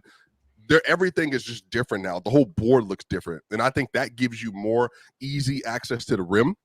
It gives you more open mid-range opportunities in pick and roll because now I got to make up for that space. It's not Mitch anymore. Now Brunson can creep out on his gather dribble, and now I'm off to the side. I got 3 feet in front of me as opposed to somebody riding my back because I got to cover for Cat. Like, there's so many options. And on top of that, Cat rolling downhill, it just presents a different threat. Because Cat's not an elite vertical spacer, but he's a good vertical spacer. But Cat getting that ball in that little pocket area, being able to hit that jumper, I mean, there's just so much that's – even him just not touching the ball on a possessional base, I think he's going to add. For me to watch the Knicks, though, when I watched – I know we got to move on, Ron, but when I watched the Knicks, I mean, that ball, with the exception of Julius Randle and some Jalen Brunson, that ball needs to hop more. For you to for what you're talking about, Swiper, in terms of optimizing that offense, that ball needs to hop more. And the thing that I worry about with Cat is his ability when the ball is hopping to make quick decisions. That's the thing that I'm worried about. People see Cat like Cat would have been great in the Golden State offense. Well, as a long ball shooter, yeah, he would have been. But when you're talking about the ball moving and making quick decisions, I'm not so sure about that. I know that the Knicks media cartel has now entered the chat, and I'm happy about it. I'm happy we now get to talk about New York. I'm glad there's some relevancy there. But there wasn't. But I want to talk about the Wolves. Can we not talk about how they have one of the best perimeter defenses now? Adding Dante DiVincenzo. They already did. Yeah, they already had. Yeah, but Dante DiVincenzo takes it to another level. Sure, but they can't all play. Yeah, so like, I mean, why can't they all play? They were already running Ant. They were already running, and Conley's not like a sneeze. Like he's not like whatever, but they can't run but like DiVincenzo's better. Yeah, but they're not. I'm not running Dante and Ant in lineups though. Like what? No, I'm because not. That this is once again. This is why it's predicated on. It's predicated on. Dante can play the one. Dante has played the one. He played the one in. No, but I'm not running him. Dante has played the one. Yeah. Yeah, but I'm not running him next to Ant like in late game. Why not? Somebody with the ball in her Yeah, hand. and Dante got to play together. They got to play together. Nikhil's a better. But Nikhil's already doing that though. Is what I'm saying. Nikhil's already better. Dante's better than Nikhil. Dante's better than Nikhil on both sides of the ball. I don't know. Dante's not better defender than Nikhil. No, I think he is. I got Dante. I got Dante all around over Nikhil. 100%. The thing about it is they all three can play together. He's a better player. No, but either way, though, against y'all, they can do that. Jaden can slide to the 4. This is what I'm saying. Wait. Now if Rudy, so then that takes away from the whole scheme. Then this is why I'm saying now you're getting to a difficult spot. Could say Julius is having one of his dog days. And I don't mean dog. I mean like dog. What are you doing? 5 for 19. Right. And you got to take Julius out. Now Rudy is on Joker. That whole matchup changes. Because Jaden McDaniels cannot. No, you bring Nas Reed in. Well, but I'm saying even Nas in that situation. But I'm sorry, y'all. Like I'm not gonna sit here and act like Nas was getting his stuff cooked too. Like he had good possessions in that. Yeah, but that's series. how you keep Rudy away from Joker. That's what Right. I'm saying. But I think on the other end though, Nas is so much smaller than Cat though. I think that's where you're running into the difficulty. I think losing that size is important. But I personally think, Ox, just for me personally, they already got Nikhil and Ant. Like they're good. They're already locked in. Swiper, you can't have too much defense. You get better with you can't have too much shooting.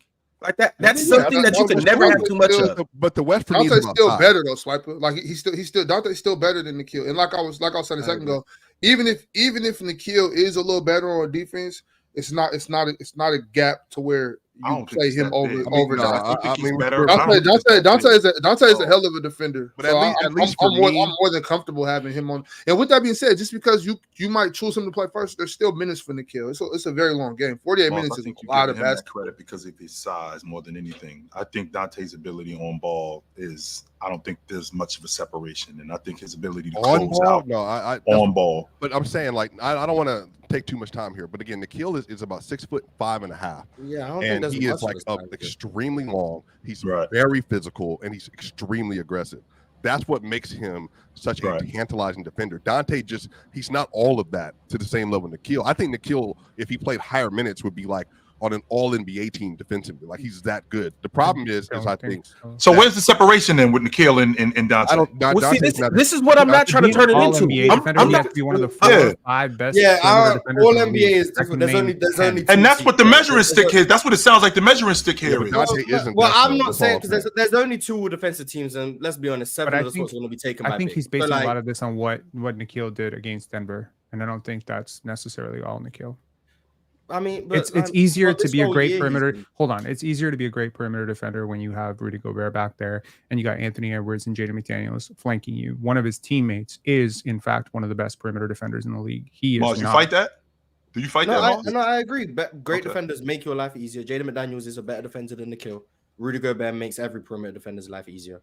Is Nikhil Alexander-Walker a better defender than Anthony Edwards? Yes. Okay. Yes, I agree.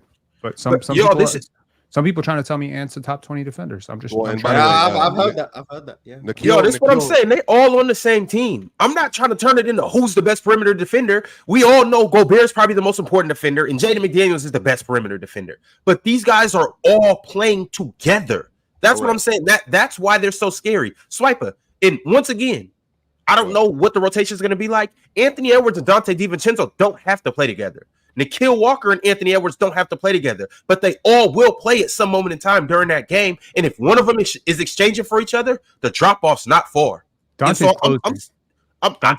agree, but I'm saying this team has so much versatility, not only in the backcourt, but on the front court too. Jaden McDaniels is going to get stronger. He'll be able to play more 4 minutes. So he can stretch the floor and do what he does. Hold on right quick, Swiper. Hold on right quick. I'm just saying he's big enough and tall enough to play 4 minutes. Naz Reid can slide in at 4 minutes.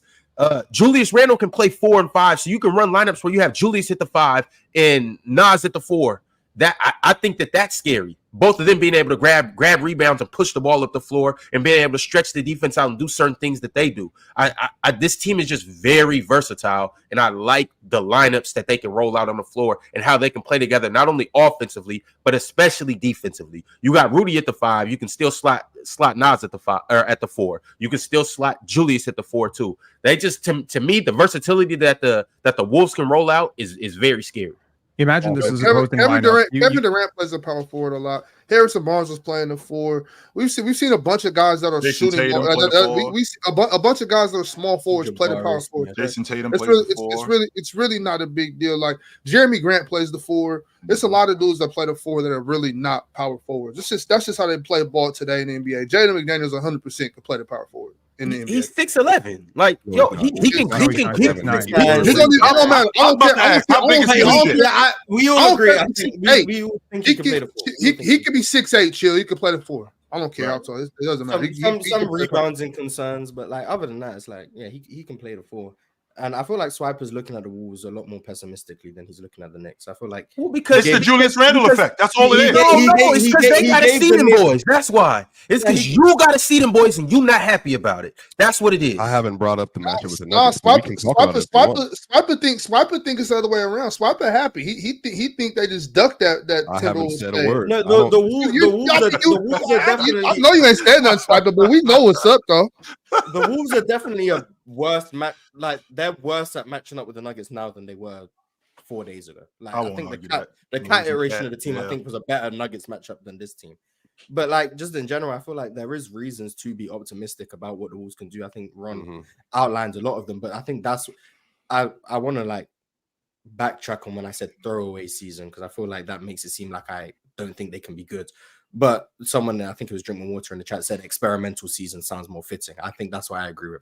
It's a lot. I think it's going to be a lot of experimentation on what works and what doesn't work, which may come at the cost of them being as good as they were last year, which I think it was more set in stone in terms of how they're going to run, in terms of Rudy as a defender, Jaden McDaniels, Anthony Edwards, and then Karl-Anthony Towns providing all that space and then short role playmaking, all of that stuff. Damn, something my throat pause.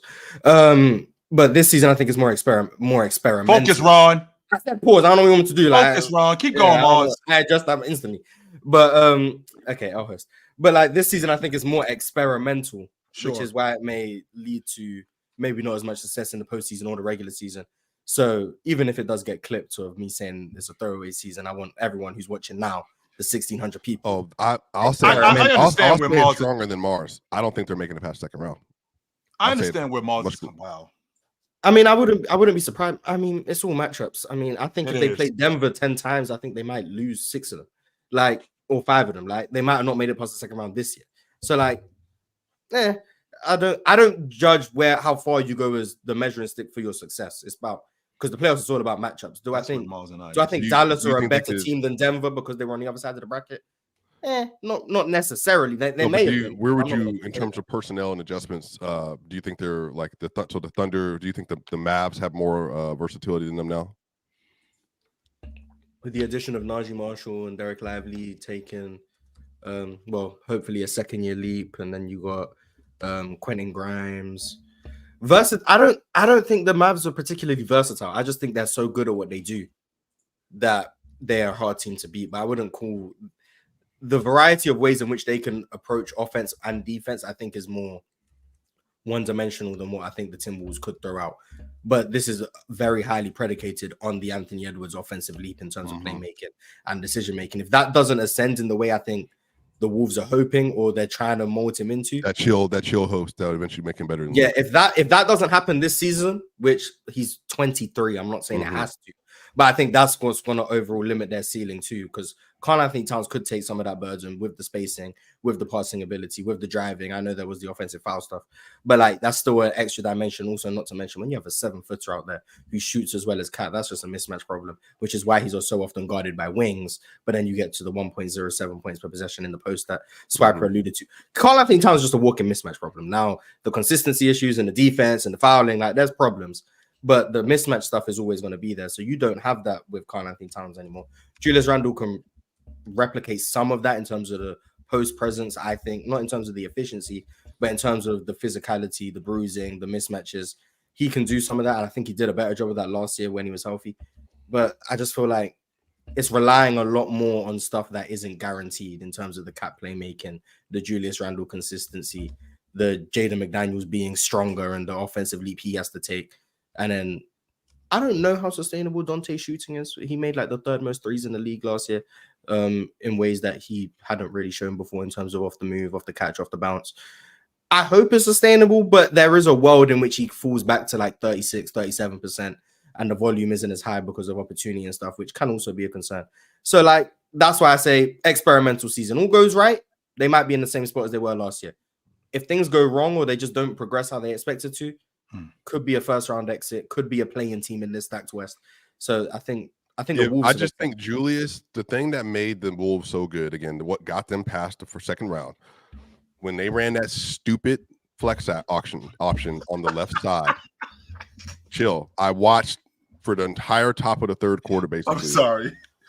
I watched Karl-Anthony Towns get KCP or CB switched out on him and go to the block, and he just went to work and it was repetitive like that. He just kept doing it. Julius will not do that. I'm telling you right now, he will not do that. They will not be able to have the same. You ever watch the Animal Planet when you see the lions when they grab their cubs by the back of their neck and they drag them? That's what Cat did to them dudes. Dragged them right down to the block and just went to work every time. Just went to work. Like 5 straight possessions. Yeah. So hold on though. You guys don't think that the Wolves can make it further? No. You guys don't think the Wolves can come out further is the finals? Yeah, you guys don't think they can make it out the West? I do. Mm-hmm. I mean, I think they could, but I think they could have last year. Like, I think they're still just as good as that worse. I don't think they got better or worse. I think they're still the same team, pretty much.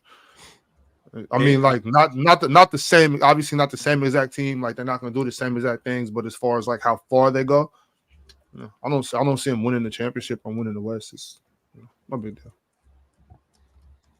They're definitely not winning the chip. They're not being Boston, but. All right, fellas, this is a good time to tell everybody out there to go ahead and like the stream, subscribe, and become a member like some of these guys.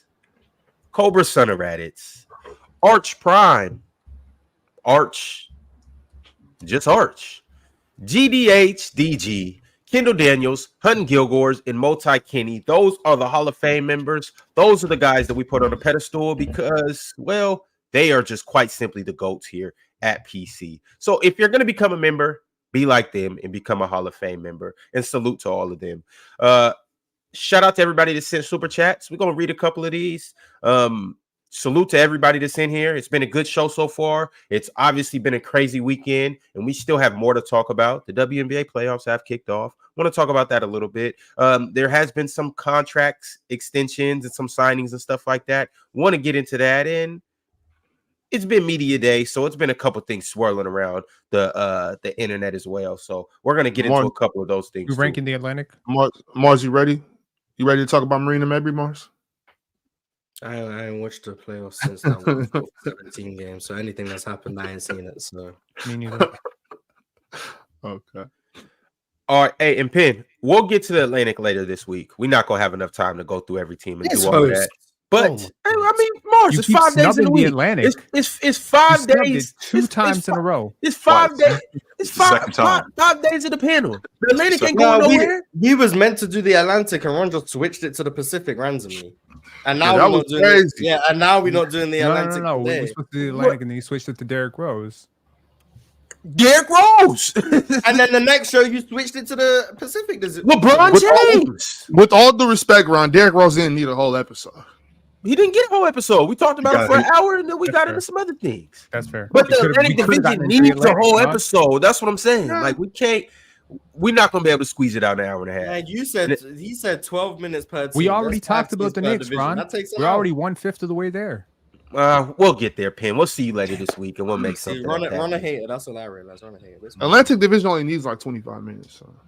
See? Facts. Trash division.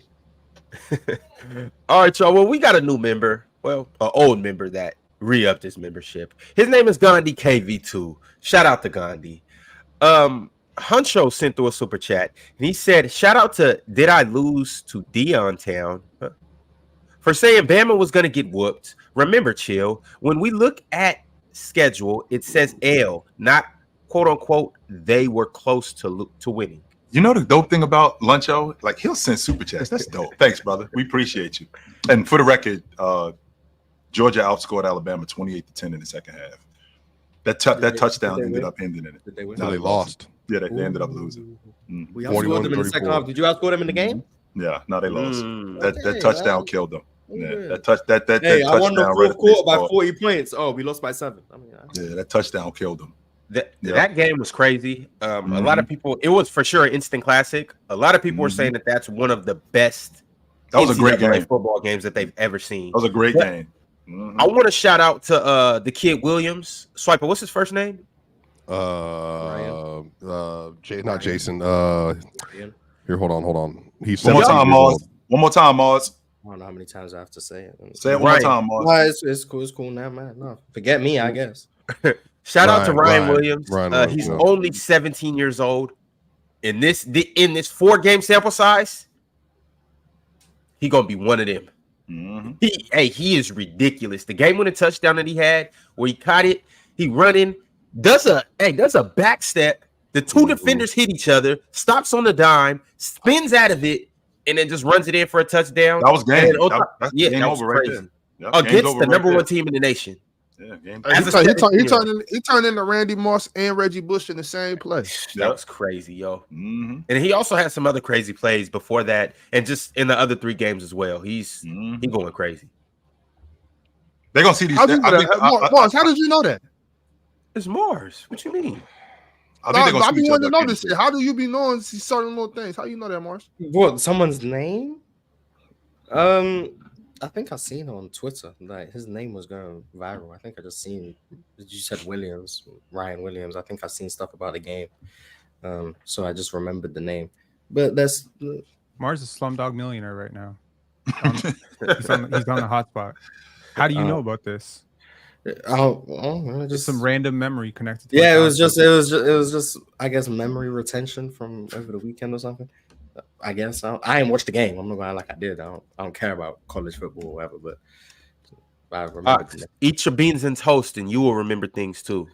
All right. Okay. Stop eating so much spinach or consuming so much spinach, and consume other things. I like leafy greens, right? Yeah, respect spinach. That was unnecessary. I enjoy leafy greens. I like kale, cabbage, broccoli, whatever. All the leafy greens. You name it. Yeah. And lettuce. Bok choy. I love bok choy. Bok choy is one of my favorite. In a nice stir fry.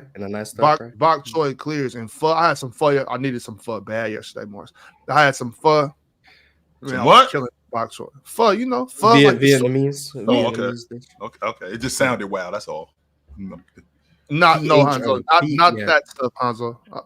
No, Hanzo. Yes, sure. That's stuff for sure. I don't know. Jay Luke, Otis. Yeah, that Otis.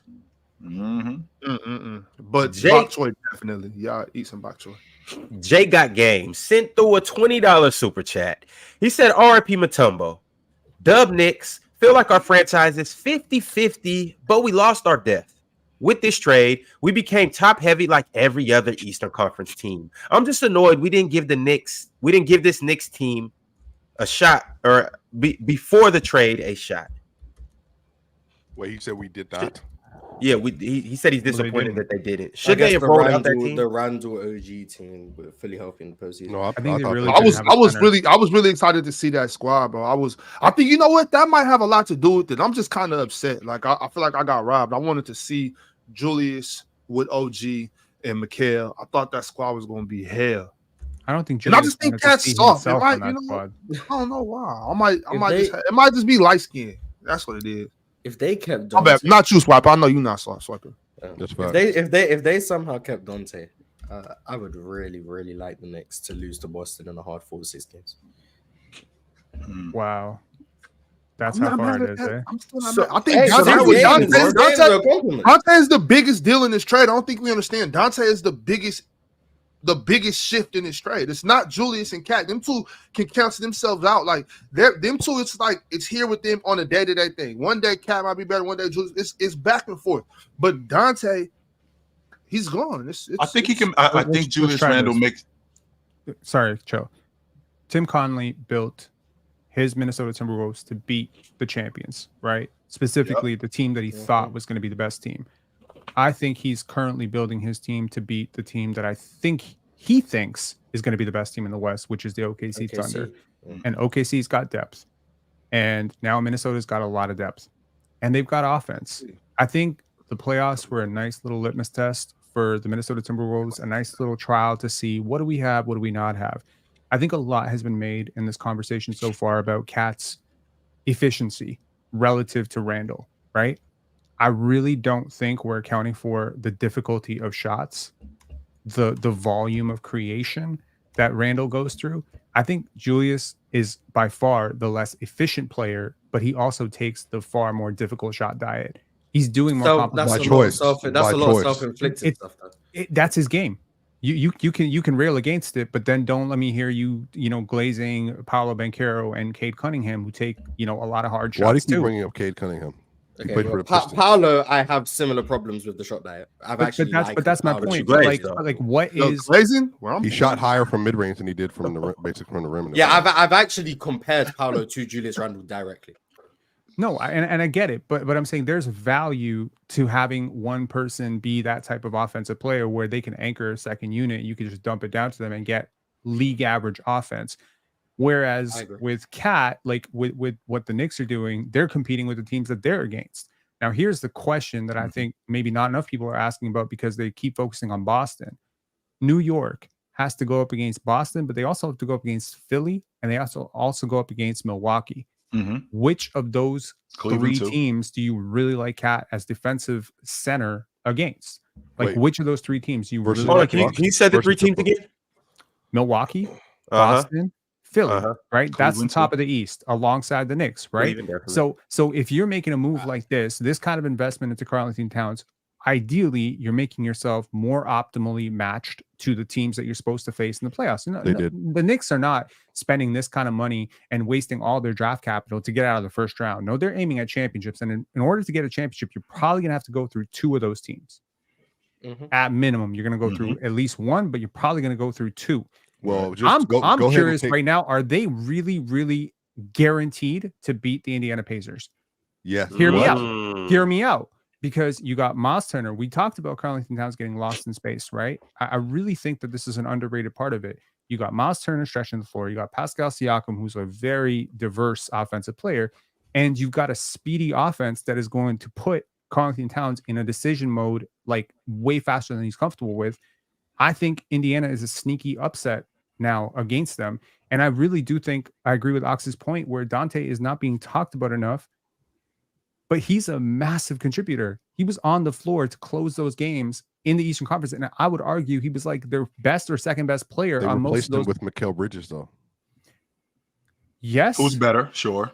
Yes. Mhm. But Is he a better here's shooter than hold Dante? on. Yes. Here, like broad picture, here's what the Knicks lost. Not The Knicks last lost year, one Isaiah season, but the Hartenstein. course of his career. Yeah, he averaged 1.2 points per Okay. possession on 7 threes. Here's a question. good. Would you Well, then trade, he's replacing last year's Dante. would you Sorry. trade Isaiah Hartenstein and Dante DiVincenzo straight up for Karl-Anthony Towns? That's what they did. Isaiah Yeah. Hartenstein? Would you and do it? Dante? I mean, yeah. You would. You would trade those two players for Karl-Anthony Towns.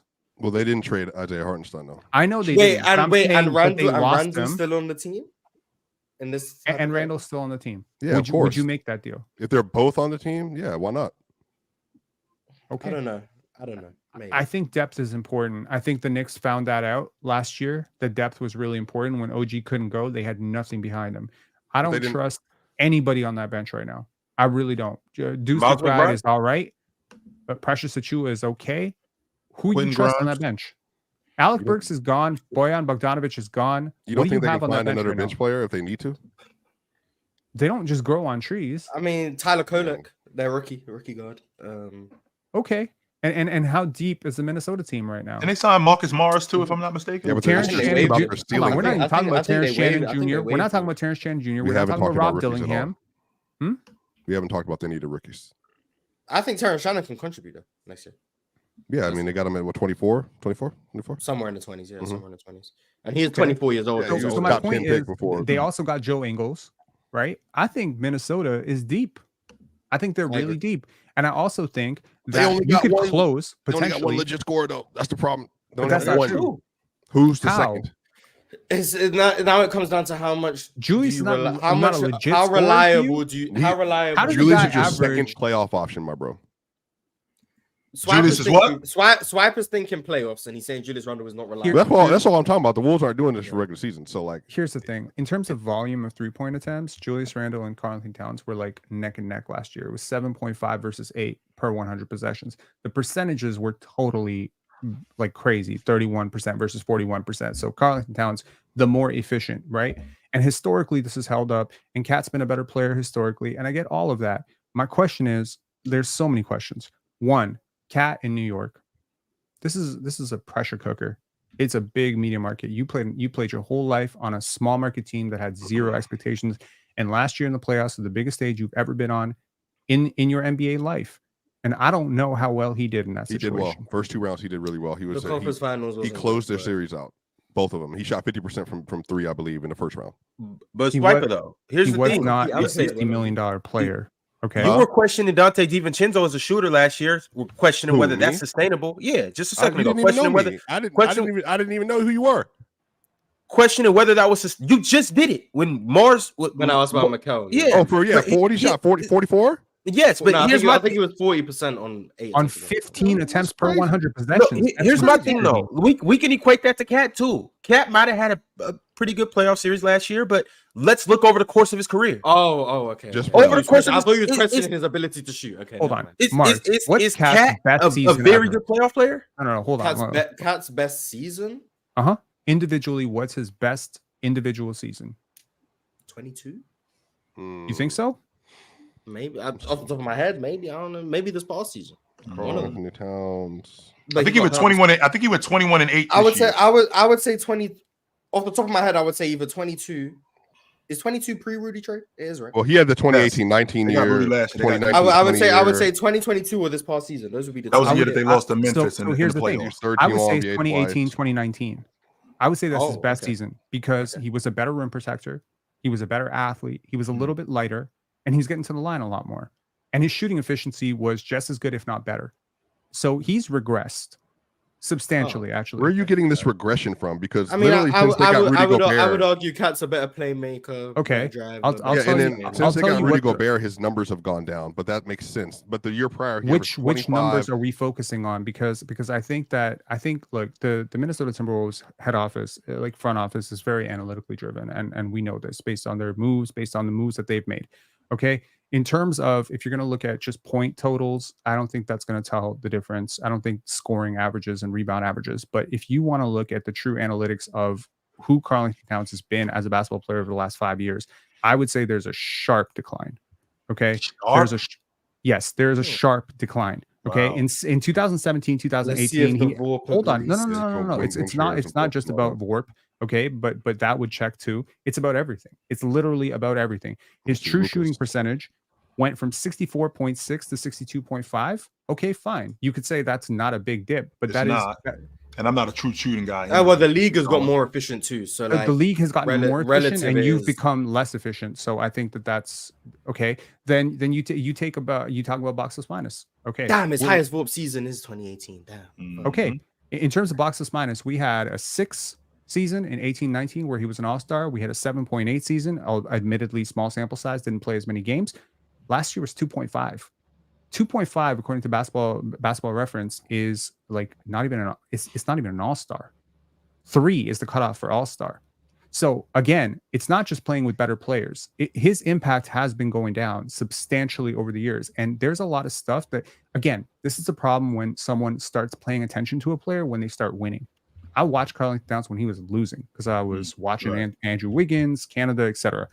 This guy was, in my estimation, like a top 3 big in the league, just on a terrible team. When? With a lot of bad habits. 2019. 2019, 2020. Like you could make a real case that it was him, it was Anthony Davis, it was Jokic, it was Embiid. That was the conversation. That was a conversation back then. You shake your head all you want. It was a You conversation. said top 3. I'm saying that he was not a top 3 big.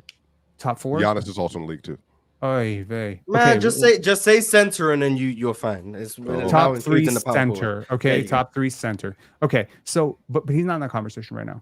And it's not just because centers have gotten better; it's because he's substantially gotten worse. So the question right now to Why ask, though? Why though, Penn? Okay, for you to say that he's got substantially worse, why is that? Sure, he's playing with better players, but we're talking about somebody who moved to a different position. It's not just because his game is regressing. No, he's moved to a different position. Not only did he move to a different position, he's also got a better scorer on the crew now. He's got more long ball. He's got another long ball shooter. This is the same guy who was responsible for most of the points, for most of the rebounds. Now I got other guys who can do a lot of this stuff now. So it's not like my game is regressing. No, I got other guys who do what I do now. his role has changed, and people's analytical profile tends to change when their role changes. So I understand that could be the case, but it's not like he's taking so many fewer shots. He's playing with better teammates, and players who are really good players typically get better when they play with better teammates. They usually play better when they have less of a defensive role to carry. Most players would be better for playing with Rudy Gobert. Now you can argue maybe it's hampered the spacing. Maybe that's what you can say. And this is probably what the Knicks are betting on. They're probably betting on the fact that because he had to play 4 with a big who tends to clog the paint a lot, maybe, just maybe, when you open that paint up, some of that free throw attempt rate and some of that downhill pressure will come back. And maybe that's the case. That's the optimistic side for the Knicks. The optimistic side for the Minnesota Timberwolves is that Julius Randle is coming off a terrible year, but he's not that bad. He's not a 31% three-point shooter. He's a 36 to 37% three-point shooter, even though he's been 33% on his career. His career is, he's 29 years old. Right. And he's approaching a contract year. He's got back-to-back contract years. So he's got 2 attempts to prove himself, to bet on himself. And I think that could lead to a very motivated Julius Randle, a guy who comes in with a chip on his shoulder, who's coming in to prove people wrong, to prove the New York media wrong. So that version of Julius Randle could be 95% to 90% of the player Cat is. Now you throw in Dante DiVincenzo and increased flexibility. You potentially add in that they could still flip Julius Randle. I'm telling you right now, if Cat is as good as he was 3-4 years ago, the Knicks won this trade because it raises the ceiling so much. But if he goes the other way, if he continues to go down, if he stays flat, if he doesn't fit in, if he gets injured, we have already seen this with Zach LaVine and Bradley Beal. These contracts are not movable. No one's taken $60 million. And now you lost Dante DiVincenzo, and that is the sweetener that you would need to get off a deal like that to begin with. You are so top heavy. The Knicks found this out last year when OG got hurt that you didn't have anything. Is now this the same you're thing for even the more 76ers? top heavy. Is this the same thing with the 76ers? It's absolutely the same thing with the 76ers.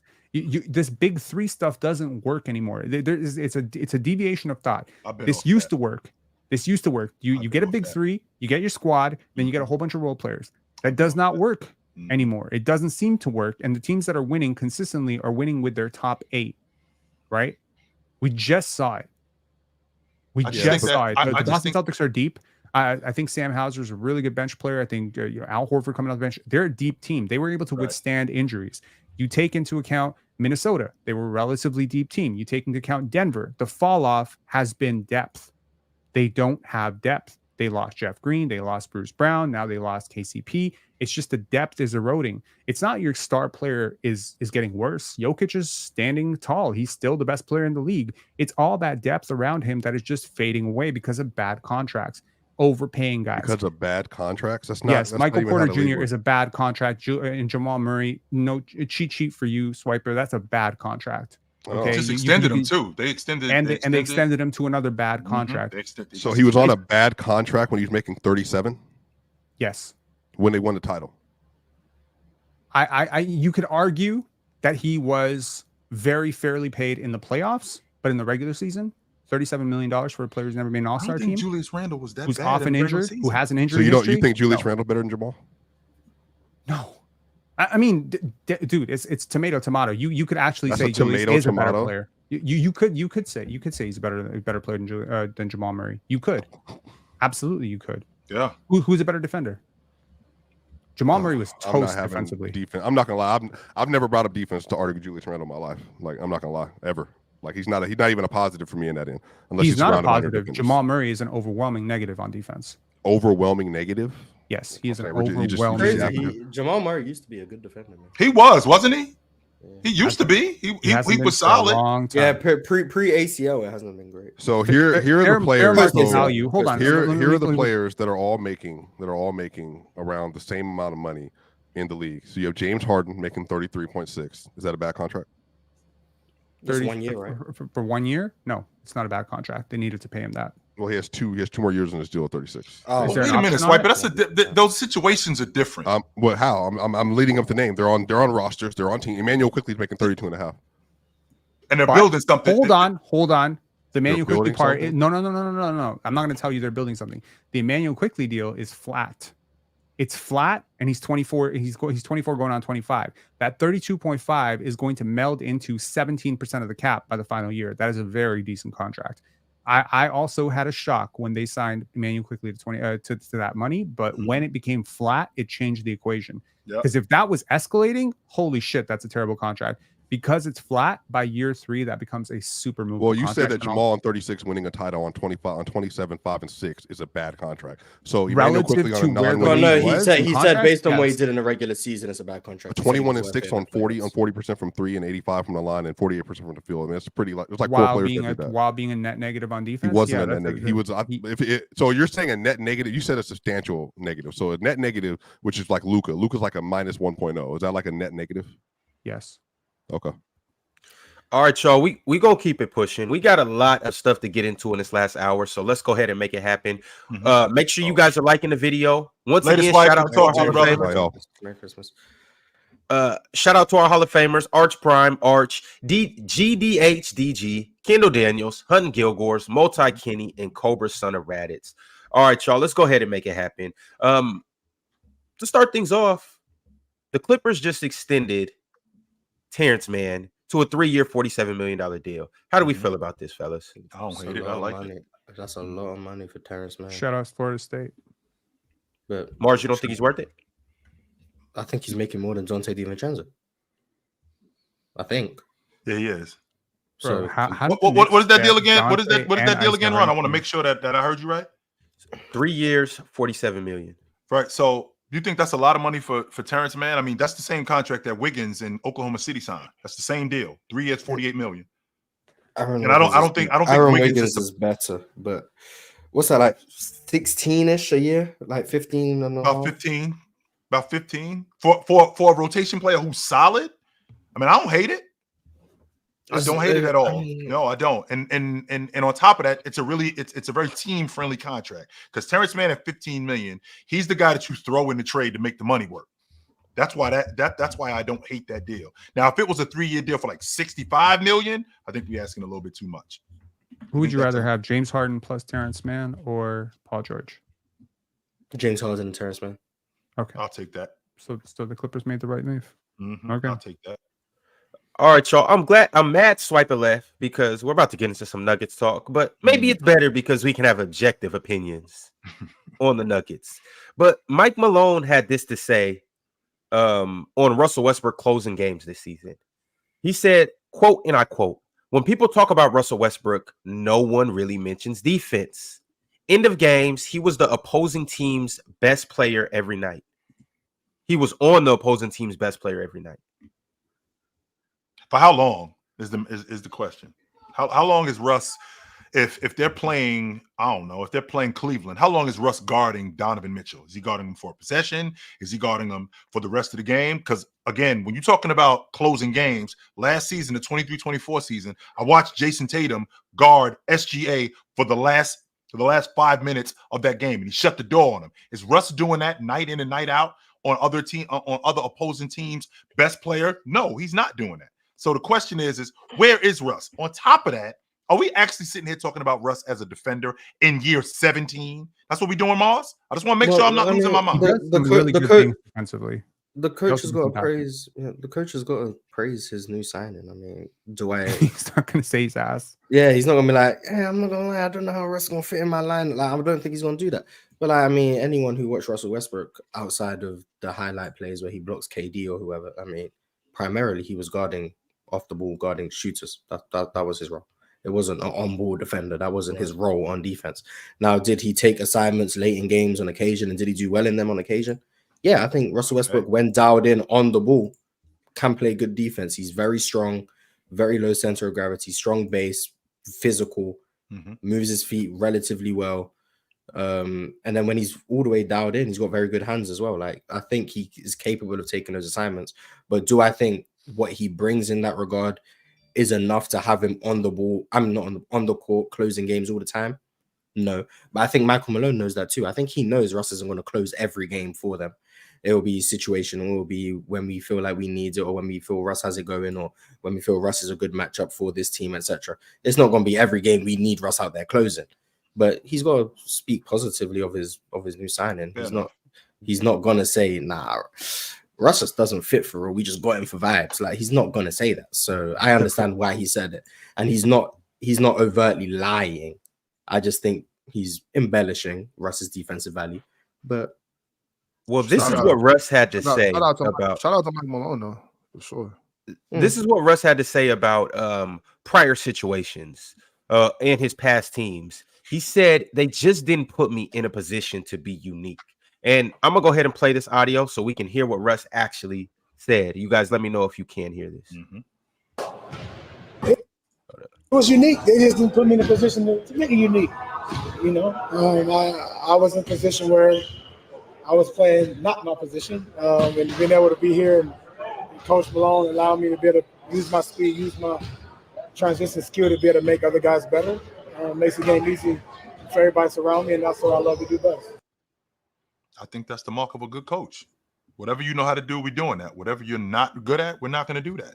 If I'm not mistaken, I remember when he was with the Lakers, Frank Vogel wanted when the rebound, when the ball came off the glass, he wanted Russ to run. He wanted Russ to get out in the lane and run. That's not my game. That's not who I am. Give me the ball. I'm the primary ball handler. And I think that affected his game. Yeah, I think Russ is right. I don't think he's been used as Russell. I don't think he's been used in a way that maximizes Russell Westbrook in a while. The issue is using Russell Westbrook in the way that maximizes Russell Westbrook the way to maximize your basketball team. That's where the conflicts come in. And that's why like, a lot of these basketball conversations in general, just away from Russell Westbrook, is someone the better player if the way you have to maximize them isn't valuable to winning basketball? Like this guy, for example, Russell Westbrook, is extremely valuable when he has the ball in his hands the whole game and he controls every decision and he's able to monopolize the ball and create everything for everyone and do all of those things. But when you have to scale back his role, he's not as valuable. But the only way it seems to be a winning basketball team with Russell Westbrook is if you scale back his role, especially now. So is he better than player A because he's so much better when everything is run through him? Even if running everything through him isn't inherently valuable, that's where you get like the Russell Westbrook is clearly better than, I don't know, John Stockton or something. I'm not saying he is or he isn't, but it's because of all the numbers he puts up. And when he has the ball in his hands, he's able to be the best player on a team that gets to the playoffs. And John Stockton may or may not be able to do that. So he's better than this guy. But then you look at it and John Stockton is able to play on and off the ball. He's able to get his teammates involved more consistently, make less mistakes. He spaces the floor with his shooting ability. He's less error prone, all of those things. And it's like, this guy may be able to do more, but how valuable is all the things he's doing in the first place? And I think that's just like, that's a whole theoretical thing on how you value what's better versus not better. But I think I agree with what he's saying in terms of he hasn't been put in the positions to be unique and be himself. But how valuable is him being himself at this point? And that's where you have the dilemmas. Wouldn't that attribute to the crew that he was on? So Russ is a primary ball handler. Well, with Russ being a primary ball handler, him playing with James isn't really conducive to maximizing Russ's skill set. Russ being on a crew with the Clippers where James Harden is a primary ball handler, that wouldn't really be conducive to his skill set. So Russ not being used the way that he thinks he should be used would be attributed, one, to coaching, and two, to personnel. It's not just the guy. It's not just the coach that sees Russ's game and goes, I don't want you doing this, I don't want you doing that. But it's also personnel, because if I remember last year when he was not this season that just passed, before they got James Harden, I thought they were using Russ really well with both him and Leonard and Paul George. I thought that they were using Russ in a real, making Russ the primary ball handler, making him the playmaker, and then when we get into meat and potatoes of games, now what happens is that Russ plays off the ball. He's more in the corner. He's more in the dunker spot. I thought they were using him in a really efficient way that way. But then you bring in James Harden, so now I have another ball handler. I can't really play with him. Like I can't really play my game the way I know how to play. Got to get better though. Dude's got to get better. He is who he is at this point. I think so today, but I'm saying it's been this way forever. Like, and it's not just Russell Westbrook though. That's like what Mike Tomlin was saying. It's you see coaches that don't want to be coaches. They don't want to help the players get better. They don't want to teach. It's like, okay, so that's why I think it's a cop out for me as a coach when I got 14 other players on the roster, so I got to play one way because Russ going to play that way, or do I need to be a better coach and figure out another way for him to help us and teach him another way to play? Like, I'm not the coach of the Russell Westbrooks. I'm the coach of the Nuggets. Like when Mark said earlier, that was spot on. Really, there's really no more to say than that. Like, is us playing the way Russ has to play better than us playing the other way where everybody else can be a part of the game? It's not. And so for you, you talking about, oh well, I don't get a chance to be unique. Here's the thing, though. It's not trying to win basketball games, but it's not like we're just catering to Russell Westbrook. I mean, Russell Westbrook does so many things, so it's almost impossible when you don't maximize his skill set and you keep him off the floor. It's almost like it's a waste having him. It is a waste having him. Yeah, but I mean, also at the point where it's like he doesn't find value in teams having Russell Westbrook. But like Russ is at his. We all agree, Russ is at his best with the ball in his hands, controlling the game from his perspective. Sure. But when there's players in the league better than him at that, you go the Lakers, LeBron James, you go the Clippers, James Harden, you go the Rockets, James Harden.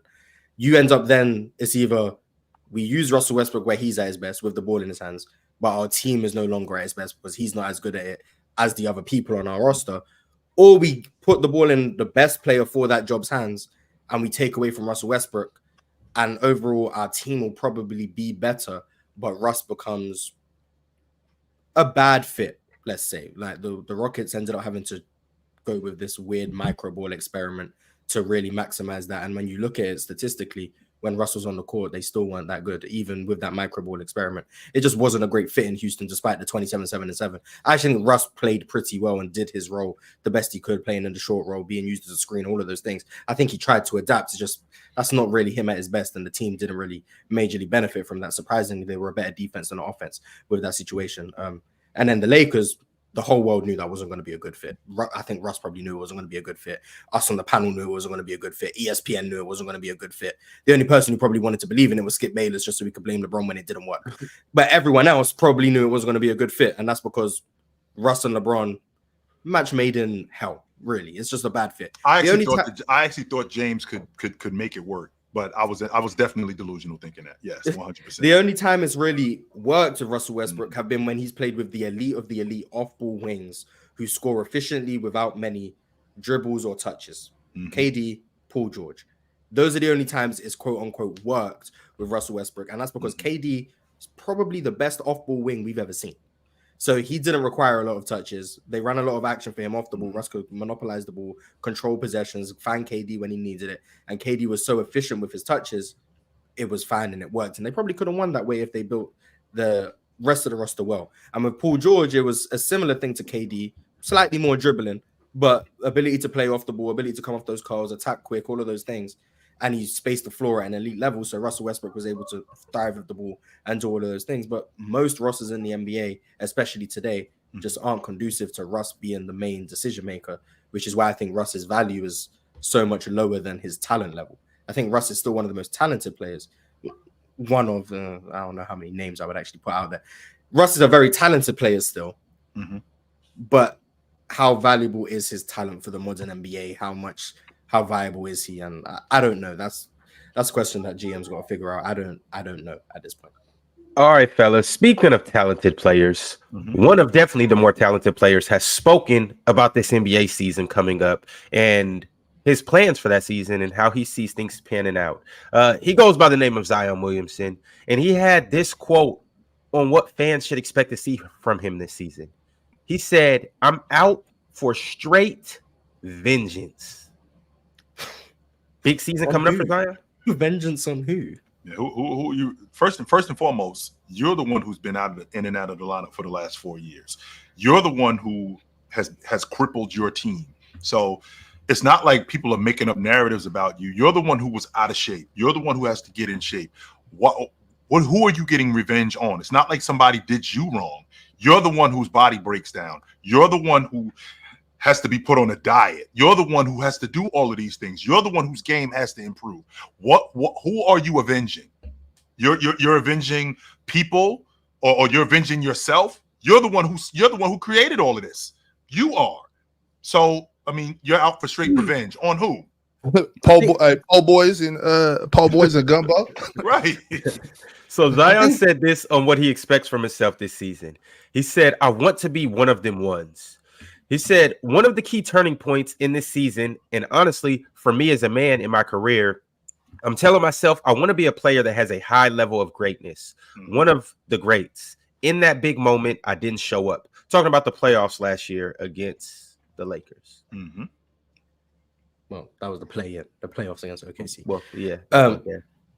But I think Zion can be as good as he wants to be in terms of his talent level. And if skinny Zion is real and he's lost weight and he can be healthy, I think all of that is fine and well. The vengeance comment is just throwing me off because I don't know exactly who he is trying to get vengeance on. Right. But like in terms of how well I think he can play, I think he can be great.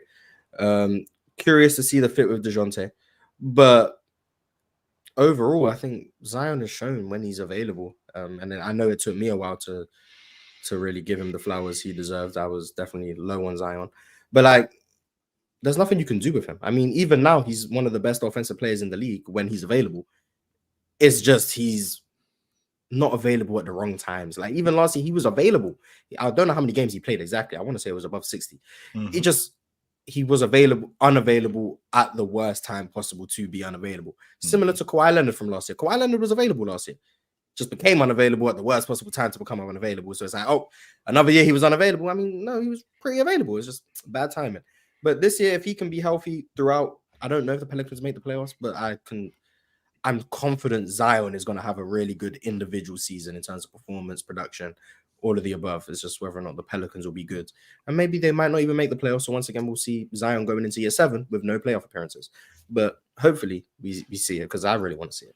If he's healthy, I think he's one of the best players in the league. So like if we get what we got last season in terms of 60 plus games, I think he can play at an all-pro level. I think he already made the all-star team playing at an all-star level. The problem is that a guy as big as he is, his lower extremities are the problem. That's why he had to drop some weight. In terms of his game, and I said this to you guys earlier, that when they put him at the 1 with Valanciunas, with Brandon Ingram, they started to excel because there was nobody who could stay in front of him, and his ability to pass got even better. So now here we are in a situation where they're going to probably play a little bit more. I think they're going to play a little bit more 5 out, and they're going to put him as the primary ball handler with DeJounte Murray playing off of him. Because last I remember DeJounte Murray when he played in San Antonio, he played off the ball a lot. So with him playing off the ball, I think he's going to be able to play off the ball with Zion. I think their biggest problem is their 5 and their dirty work guys. That's why I don't think they're making the playoffs. And the West is a nightmare. So do we know what they plan on doing about that as far as it is right now without them getting another big? Are they planning on playing Zion? I don't think they make it to Christmas. It's Pell's media day today, right? Yeah. Okay. I'm sure someone's asked them about that. I'm sure they'll have some answers. Yeah. I don't think that's what I want to know. If they plan on looking for a 5 to sign, are they going to play Daniel Tice, start him at the 5, or are they going to play Zion at the 5? Who's the cat that they drafted? Yves Pons? Yves Missi. And he's a rookie, right? Yeah. But he's a bit undersized, isn't he? I know he's a big guy, but he's 7'2" wingspan.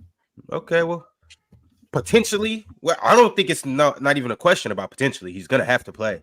So I mean, maybe they're confident in his upside or what he can bring to the table as a 5. He's a super smart guy, really great defensive motor, but offensively, a lot to be desired. They also have that Matkovic, I think his name is. He was in the G League last year. He might play some this year. Yeah, I remember Jordan was saying that he's not really all of that. That's their options. But well, I mean, we'll have to they're going see. to trade for Brandon Ingram, right? That as well. So we'll see what the Pelicans do at the 5 position. But you guys have sent through some super chats, so I'm gonna go ahead and address these. And we still got a couple more subjects that we need to get into, fellas. But as of right now, MP13 said Ant doesn't value the 90s.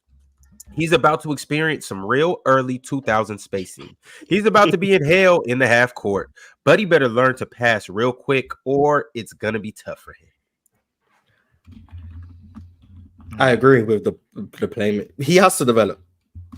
If the Timberwolves want to reach that ceiling, he has to develop. But they're banking on that development. And it's shown year upon year he continues to develop. So I think it's a reasonable projection that he will. But if he doesn't, they might not be very good, particularly playoff wise. Your guy, Boss Man, has been a member for 4 months. He said keeping Cat is not worth losing to Nikhil Alexander-Walker and Naz Reid. Y'all agree with this? For the money Cat makes, yeah. What's that? He's gonna be making 60 million at some point. Like, it's a lot of money. That's putting a lot on it. And he's gonna get killed in New York on them taxes. He's gonna get killed in New York on them taxes. Easley B became a member. Shout out to Easley. And Cultured Bandit sent through a members chat. He said, Swiper, they're not going to let you coach the Nuggets, but dub graphic and dub basketball talk. That's so I dug that. Yeah, I definitely dug that. That's good stuff right there. No doubt. Yeah. Let's talk some action. Knicks fandom 23 said the people throwing a parade for this Cat trade are ridiculous. The idea of Cat is better than the reality of it. I don't see how we are better now. That's how I view Miles Turner. I do. You got a floor spacer. I mean, no doubt about that. Floor spacer. Let me rephrase that. You got a long ball shooter. That's what you got. You got a guy who can stretch the defense, and I think, especially as a big, I do think that helps. But you do lose a playmaker and a distributor in Julius Randle, and you lose some toughness. That's a problem, especially considering in the East what you're dealing with. When you're dealing with the Celtics, when you're dealing with Cleveland, when you're dealing with Milwaukee, it's gonna be a problem. When you're dealing with Orlando, when you're dealing with Philly, yes, that's gonna be a problem. Moving along, Masink OG said RIP Mount Mutombo, dub panel, dub PCL, Crumpet Lowry versus Mick Foley will feed families. We got the finals. We got a championship going on. We got the championship. We indeed do. Somebody has to win this PCL belt, and it is between Mars, Crumpet Lowry, and Pirate Mick Foley, who will be seeing each other in the finals of the PCL. I'm eager to see how this is going to turn out. I'm eager to just see it in general, and we will be coming up with the topics here very soon, so I'm eager to see what those are going to be. And honestly, I just think it's going to be a shootout. Both from the same group. Interesting. I'm pulling for I'm pulling for Pirate because it looks better if I lost to the champ. So that's why I'm pulling for Pirate. So. Well, as you guys can see right here on the banner below, Chill and Pin, Sunday at 3 p.m. Eastern time, Mars and Pirate will face off in the PCL finals. I'm about to run a poll here in a second. I'm going to ask you guys who you guys got in the championship, Mars or Pirate, and we'll let the chat talk, but it's going to be box office, ladies and gentlemen, so I will see you guys on Sunday. In the meantime, fellas, speaking of playoffs, the WNBA playoffs kicked off it didn't kick off yesterday, but round 2 of the WNBA playoffs, the semifinals, kicked off yesterday, and we got 2 good matchups. One being the Aces versus the Liberty, which the Liberty won by double digits, and Breanna Stewart proved that, well, she's still stupid. She still got it. Stewie!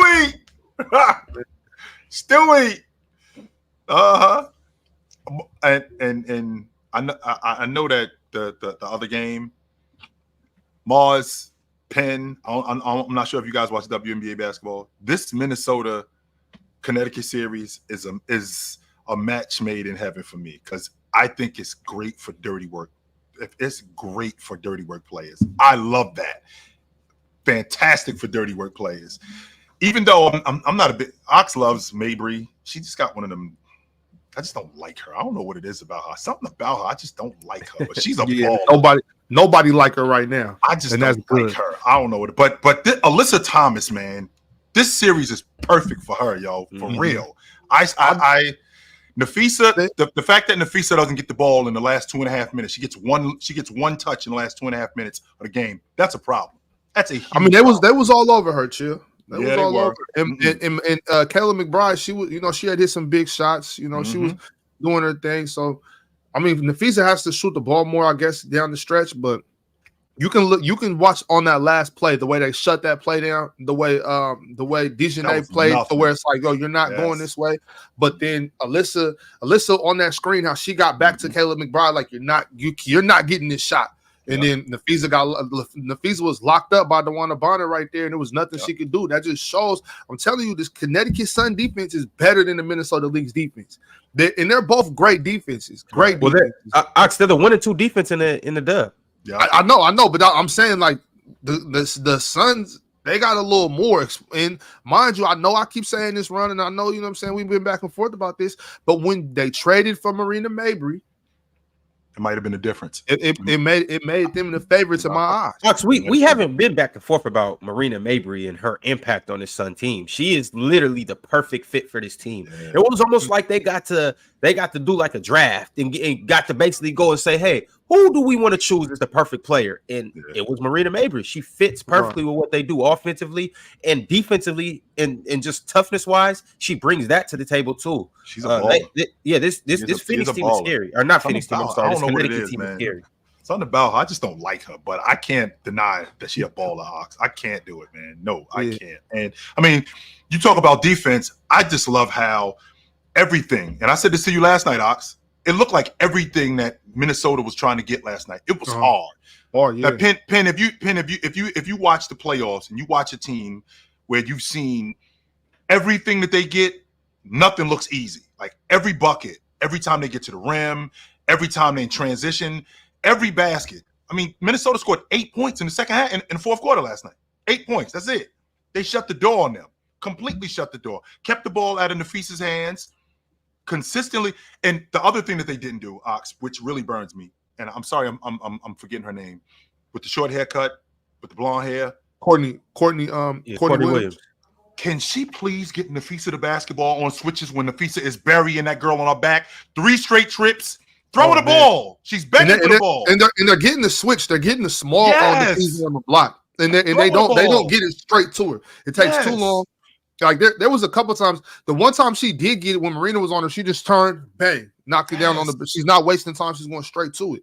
Like Nafisa definitely got to get the ball there. The thing, you know what though? Chill. Like how you would say a lot. What the Suns have to do is speed it up because their offense is so stagnant. When they don't get a good roll, it's usually turns into a 3-ball, whether it's forced or not.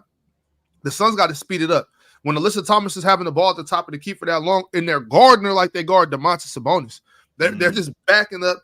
You know what I'm saying? She's obviously not a great outside shooter. She can knock down the mid range a little bit, but they got to speed the game up. The Suns got to get running, get in transition in order, because when it gets stagnant like that, it gets, like I said, it ends up DeWanna Bonner shooting a tough 3-ball, Marina shooting a 3, 5 feet behind the 3-point line.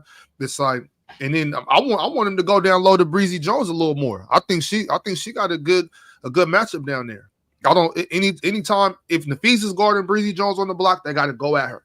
Anytime Dorcas in the game, which her minutes have been cut, but if Dorcas down there guarding Breezy Jones, they got to go straight to the block. She got to get touches more. And if they can do those things, speed it up and get Breezy on the block with Nafisa on her back, or Dorka or anybody, Alana Smith get matched, switch down on her, they got to attack that box right there. They got to go straight to work. Because Alyssa's, they're guarding her like Domantas Sabonis. That's what I'm talking. Because Alyssa Thomas, man, she is the difference in what they're doing.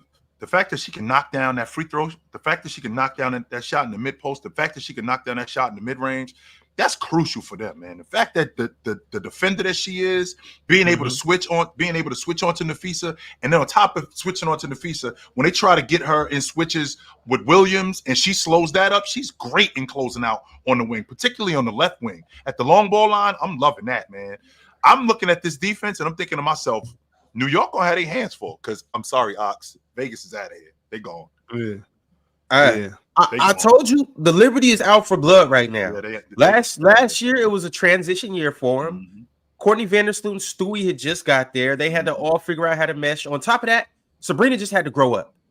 But as you can see right now, Sabrina ready. She ready for this stage. And last night, well, not just last night, all season, but specifically last night and even in the prior series, Sabrina and Stewie, they're just putting on a clinic together. Ox and I had this conversation, and I knew that it was going to happen come playoff time. the target that's on their back was Kelsey Plum. Go after her. And that's what they did consistently.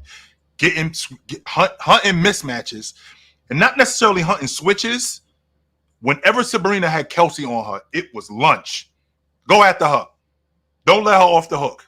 Go after her. I love it. Shout out to Kelsey too, though, because she was balling out last night. Kelsey, the one that almost got them back in the game. They were down, I think, 18, and then the Aces went on a 10-0 run. In large part, that was due to Kelsey. She was the team's leading scorer with 24 points.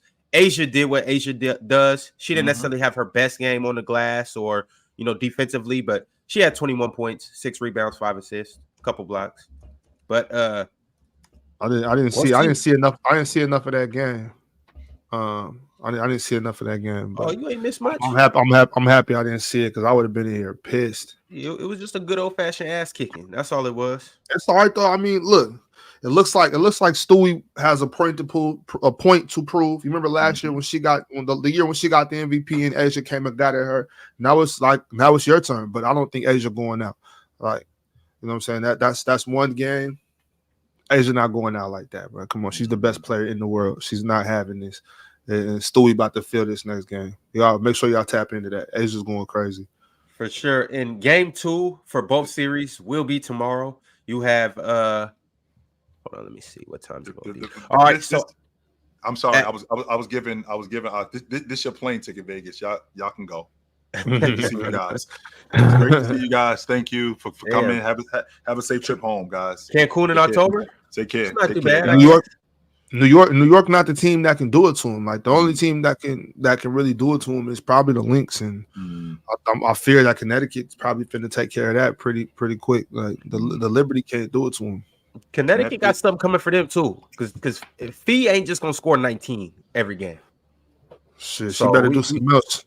She's only scoring on quick break, like not only scoring. Let me take that back. Right. Like the scoring that she was doing was like in the breakdown where she somehow beat somebody when they're expecting like a handoff or a pass or something. I'm about to steal one real quick. Like it's hard for her right now.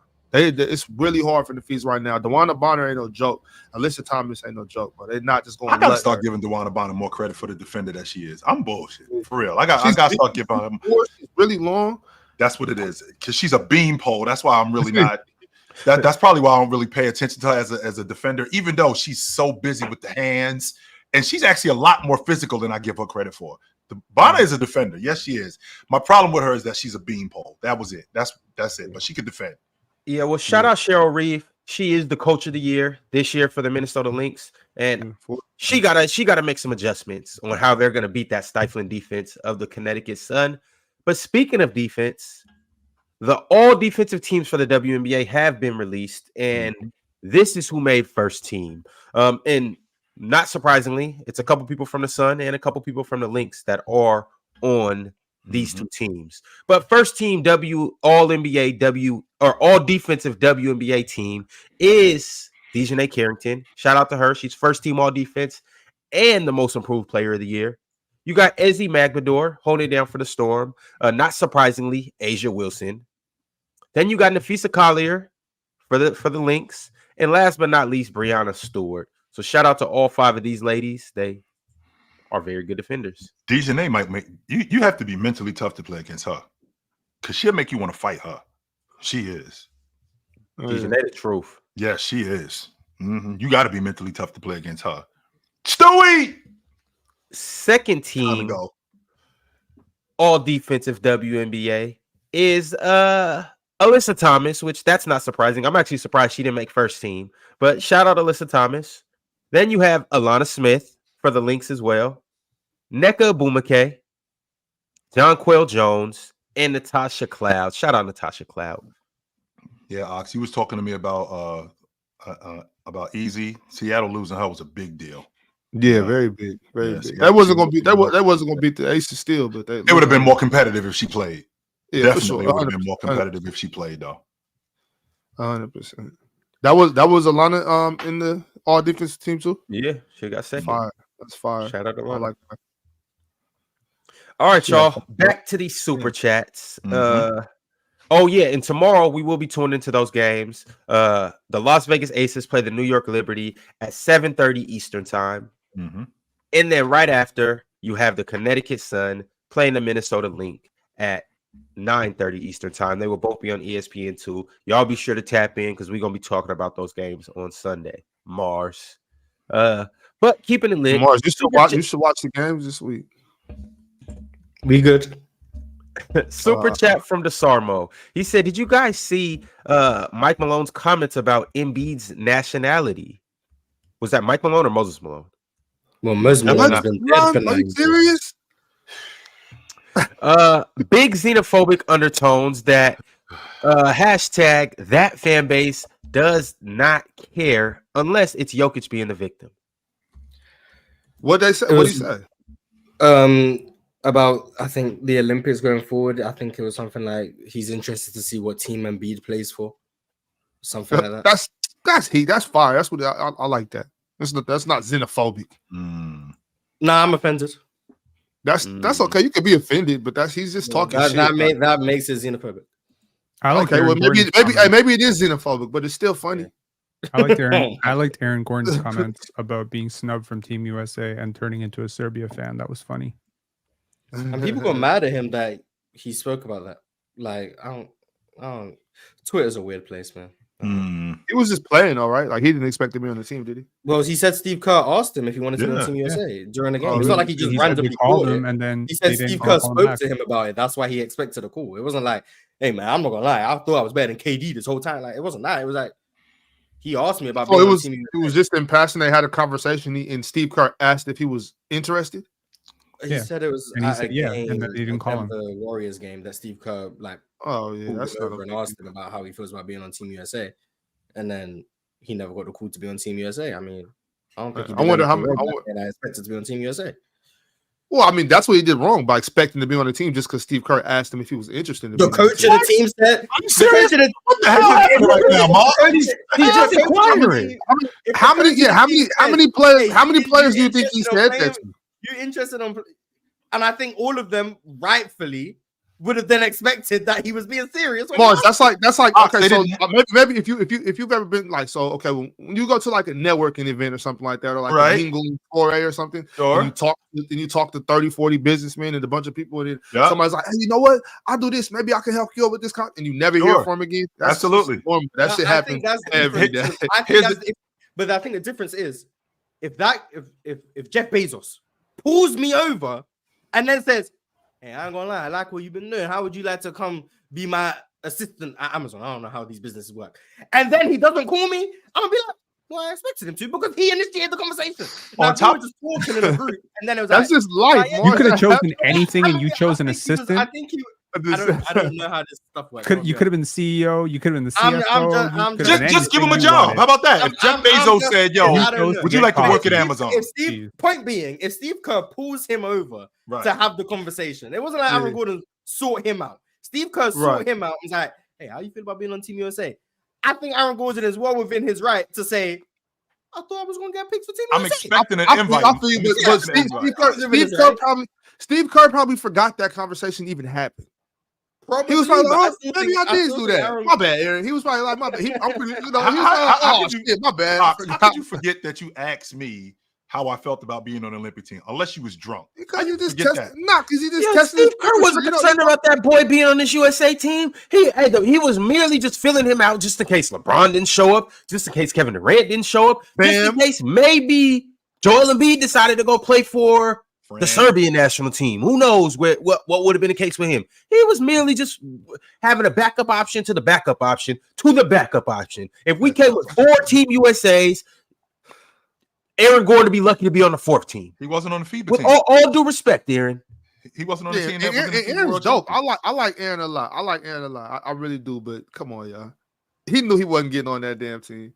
He didn't. I think he was well within his right. Chill. He did. Chill. No. Listen. The head coach of the Olympic team asks me, "Yo, how do you feel about this? About being on the crew?" I'm telling everybody, I might be on the Olympic team. I'm telling Chill. You know what that's like. Chill. That's like when you was getting recruited and you went. You know, the first time you got like a one of the letters that the coach, it's not really written. You know what I'm saying? One of those like the typed up letter that they send to 1,000 people, and then you get it. You're like, oh shit, I'm about to go to North Carolina. Like, bro, calm down, bro. Here's the difference with that, Ox, is when Pete Gillen actually calls me and I'm on the phone with him and he goes, "How would you feel about coming to Xavier?" But see, that's I think they want me to come play there. Yeah, that's way different. That's not. But what I'm saying is like Steve Kerr mentioned it to you in passing during the game is the equivalent to getting one of those letters from a team when the head coach has actually never seen a letter though, Ox. I understand that. I'm saying that that's the equivalence of him asking him that. It's the equivalence of when the head coach has never seen you play, and then the recruiter's like, "Hey man, that's a good kid over here." Like, okay, yeah, shoot him one of those ones. You know, we'll get over there. He in the NBA, he is a 3-star recruit. With all due respect to Aaron Gordon and what he brings to the table, he's a 3-star recruit. You're talking about a team that had Derek might be a 2-star recruit. Holiday. It made perfect sense for Aaron Gordon to be like the 12th guy on that team, man. Come on. Respect he was just trying to flex on bro. Like, hey, you know I got this team, I think right? Aaron Gordon would have helped the Team USA as much as Jason Tatum helped Team USA this year, honestly. In terms of what you were using them for. You know what I mean? Like they just decided to have injury insurance, but like they could have won gold with Aaron Gordon. He told him, man. He would have, but he would have never got put on the team over Jason Tatum. He wasn't getting on the team. Derek White got put on over Jaylen Brown. And we're not gonna act like the role player consideration hasn't been a thing for Team USA before. Like Aaron Gordon was well within his right to think that if Keldon Johnson can make an Olympic team, I can make an Olympic team. It was a different time. Shout out to AG though. Paulo and Chet would have got, and Evan Mobley would have got a call before him. I agree with Evan Mobley and Chet. Paulo too. Fit thing. I'm not saying he's not a better player. I'm not saying it's a fit thing. Like the Olympic team is not just get the best players. There's a reason why Derek White and Drew Holiday. No, I get that. I just believe that they sincerely would have took Paulo over. And in that line of logic, Aaron Gordon fits on Team USA. Keegan Murray. All right, y'all. MTHJ301 said, if the starting lineup is Curry, Wiggins, Kuminga, Dre, Looney/Trace, how many teams in the West have a better bench? Why would that be your lineup? So what's the bench? Pods, Melton, Buddy, starting, Buddy, Bullseye, and then one of the bigs, Looney or Trace, whichever one. Kyle Anderson, that would be their 5-man bench unit based on that lineup. The Rockets have a better bench. Deepest team in the league, according to Tillman Fertitta. Once again, I mean, as the owner of the team, I think he's kind of obligated to praise his team in the way that seems the most feasible. And I'm not going to lie, you look at our roster, we got 11 legitimate contributors. And we would have had a 12th, but he decided to praise Jesus. So, just, yeah. Well, shout out to AJ Griffin. He's becoming a pastor, I think. Yeah. So, that's what's up, though. That's what's up. That really shows how dedicated and serious he is. Following his faith. You can play basketball and still do that. Look at Jonathan Isaac. Yeah, but he felt he wanted to commit fully to pastoring. Respect people's decisions. Yeah, NBA takes up a lot of time, man. A lot. He's serious. Yeah, he's serious. So I respect the decision fully. You want to be a man of God? Hey, more power to you, brother. Facts. I mean, shout out to him. And he still got his buyout, so you know, I mean, he's still got a couple million for that still. So, I mean, shout out to him. Trying to buy time for Ron to get back, but he's not doing anything. That lineup that he just said. What was that lineup again, Mars? That lineup. Curry, Wiggins, Kuminga, Dre, and then Looney or Trace Jackson Davis. Right. Just disappear on this again. The question is who has a deeper bench? Yeah. And because I mean the Rockets, the Wolves. Easily. Yep. Memphis. I a lot of times when I listen to Warriors fans, they can be so delusional at a time. And the problem is when you win like they did, they don't accept the fact that this kind of stuff comes to an end. And when it's coming to an end, they don't want to accept it. So they want to still live on what's been going on. So the idea that, you're looking at us in terms of our bench, the Warriors are not making the playoffs this year. Again, they're not going to make the playoffs again. They're going to be bad. And I know Steph Curry just signed an extension, but I'm saying it again for the people in the cheap seats, Ox. I wouldn't be surprised by the trade deadline if Steph Curry axed out. Damn. Chill feeding you Warriors fans some good old reality soup. I don't know how true this is. If the Warriors miss the playoffs again next year, will there ever be like a top 15 player who's missed the playoffs as much as Steph? So I don't actually know. I'm just asking. Okay, top 15 players. Let's see. James Jordan, Jabbar, Chamberlain, Russell, Magic Bird, Duncan, Olajuwon, Diesel. You have the exact same order every time you bring it up. That's amazing. It's memorized. He's got it. Meanwhile, I don't know. He's got it. Curry, Oscar, Jerry West, Moses Malone. No, Mars. Now that I'm thinking about it, no. I mean, Jerry West, he was in the playoffs every year. Mm-hmm. Bryant. How many teams in the league? It was worth bringing up. I mean, it was another situation where more than half the teams made the playoffs, just like today's game.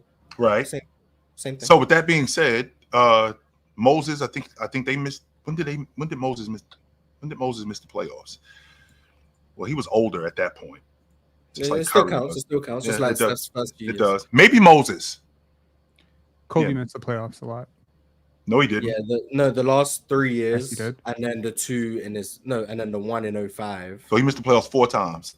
I think so. Yeah. Mm-hmm. Steph missed it his first 4 years. His first 4 years. No, his first 3 years. Then 2020, technically, 2021, this past season, and now next season as well. That'll be 6 years in his 16-year career. How many times? Mars, let's not project though. Remember, we shouldn't do that. That's almost a third. Steph Curry can still be Steph Curry and make the playoffs this year. I'm also not using this to push. Not in the conversation. We're not supposed to be projecting. It's just a question. Before anyone's like, "Oh, so you're hating on Steph?" I'm genuine.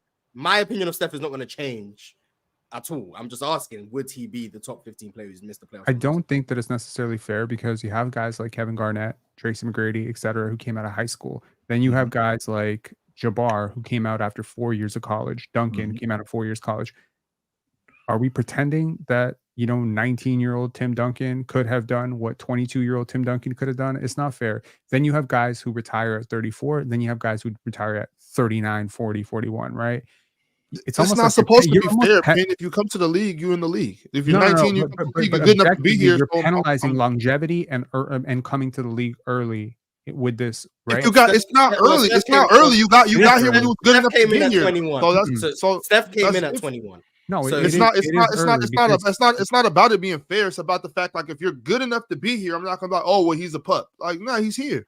And the caveat is, like Mars just said, as a top 15 player. Like, so when you were a top 15 player, you've been in. If Curry's career ended today, 16 years. That means 1 out of every 3 years you're missing the playoffs. Once again, though, his prime, right, was consistently in the playoffs. It was his early years where he barely played. He had a lot of injuries, and he was on a really bad team. He had that one season. Where he didn't play. He only played 26 games. The rest of those years he played.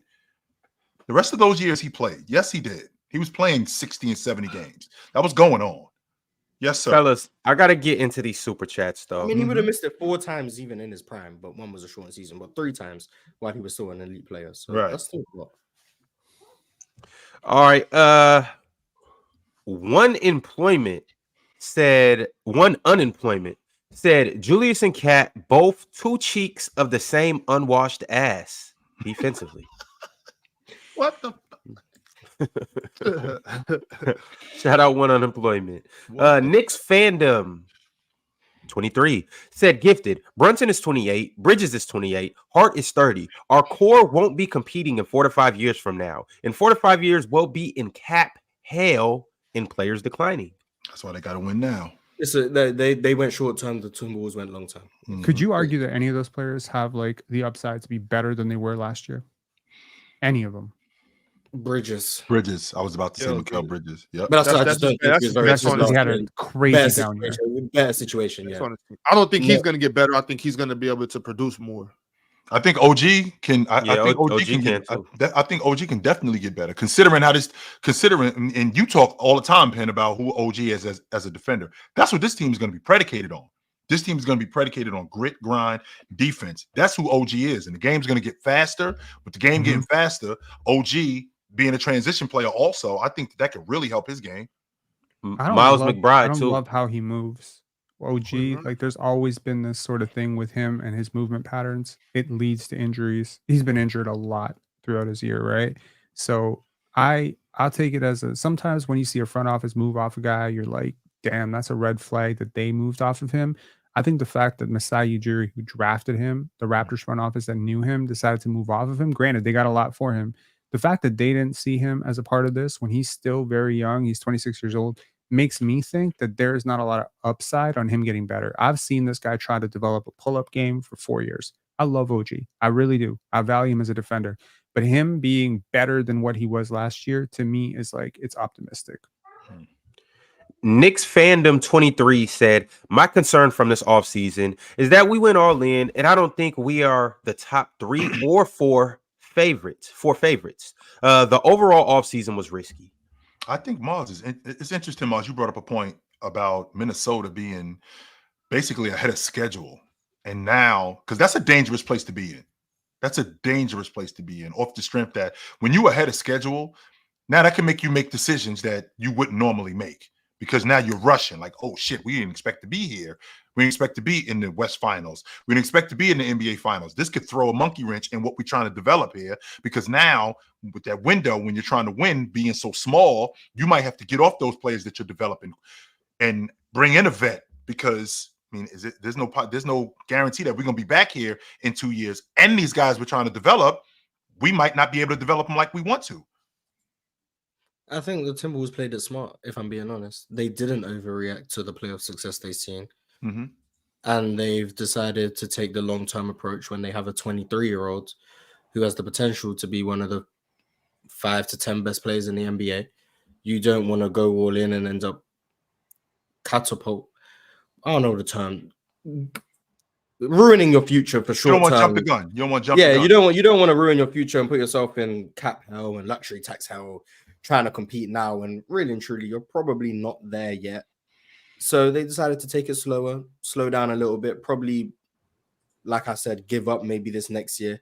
But 2-3 years from now, I think they're going to be right at the top of the West. And I think that was the smart move. Now, if it doesn't pay off, I still think it was smart at the time. Things just, the NBA is a forever moving league and everything can change. But I won't go back on this and say it was a bad decision based on what may happen in the future. But I do think, as of today, I think they've made the smart, logical decision. But sometimes logic just doesn't pay off in the NBA because logic doesn't always win for you. Hip named Slickback said the new CBA was designed to make teams panic and make moves like this. It's not just about being second apron handcuffs your roster big time. It's not just about money. Being second apron handcuffs your roster big time. Very risky for the Knicks. Very. LaFlame said Chill really said Alabama was going to get smoked and they were over without Nick Saban. Stick to hoop talk, OG. I remember watching the game and they was down like 30-7. I was like, I got the smoke part right. I did do that. I did get the smoke part right. So you shot 50%. Yeah. There you go. I did get that part right. Mo has been a member for 2 months. Y'all know Mo. He said Harden has never missed the playoffs. Dub to my GOAT. Mm-hmm. He hasn't. That's why he's a top 15 player. Take Steph out. Yo, Mo, I know you're a Harden guy, but that picture that you just changed your little icon to, that Detroit Lion, hey, we're going to call them the Detroit Cubs when we get done with them tonight. Pop, pop, pop. Mm-hmm. Sorry Key said he's been a member for 10 months. He said Ohtani better. Dub Mars. Ron, I thought the Mariners would have had action in the playoffs this year. Sad case. Oh, you guys lost? Well, Mars, it's a long baseball season. 162 games, and unfortunately, our bats just didn't really work this year the way. Ron, you was popping all that shit earlier this year about Seattle. They had first place at the All-Star break. Damn, he ain't even trying to hear it. They got like 3 guys in the All-Star game. Now all of a sudden, it's a long season, Mars, and our bats just weren't popping like they were a little while ago. We just didn't really get the hell out of here. 162 games is a lot of games, though. Yeah, y'all see how Ron be ducking smoke? Scary ass. We'll be back next year. Hey, my man Randy Arozarena, we got him for the full season. My man Victor Robles, he gonna be there for the full season. Julio had just a bad third season, but he'll bounce back. We got the best catcher in baseball. We'll be all right. And we got the best pitching unit in baseball. We're gonna be all right. Meanwhile, you didn't. We're gonna be cool. Garbage. Oh, you guys didn't make Trash. the playoffs? Garbage. Mars, baseball's a little different as well. Only 5 teams make the playoffs. Only 5 teams make the playoffs. He just ran off what they had, Mars. Did he not just wait? How do 5 teams? So one team just gets a bye?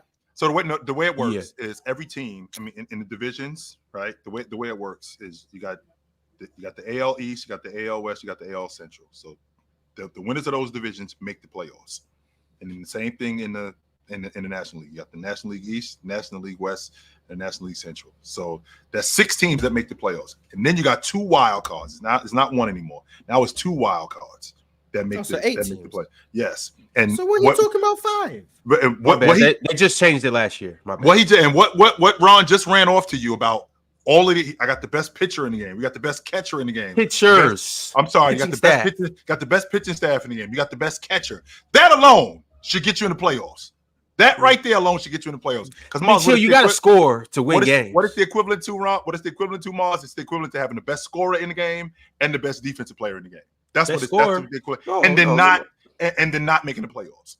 Ron, you got the best pitching staff in the game. How do you not make the playoffs with the best pitching staff in the game? Stop playing. Because you have to score to win. There you go. Jill. Okay, so you have to swing the bat. I mentioned that our bats have been null and void this year.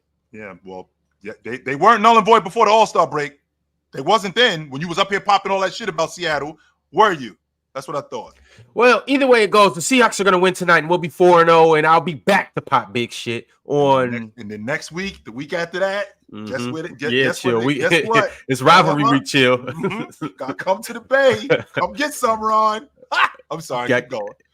All right, y'all. Dookie Blaylock sent through a members chat. He said, L Lions. I agree. L Pistons. I agree. L Tigers. I agree. And then he said Dub or Kia Jackson. And I agree. Bacon Messiah said R.I.P. Dikembe Mutombo. Diki. You will be missed, Dikembe. Cowboy Bob sent through an empty super chat. And then he sent through another super chat that said, best year the Cat had was under Tibbs. Also, the offense is now meant to support Brunson. ... Drop the link. I really thought his best year was 2022, but I Vorp. Can't lie. I did too. The year that they lost to Memphis in the playoffs. I thought that was his best year. But maybe I did have winning bias because they made the playoffs. I don't know.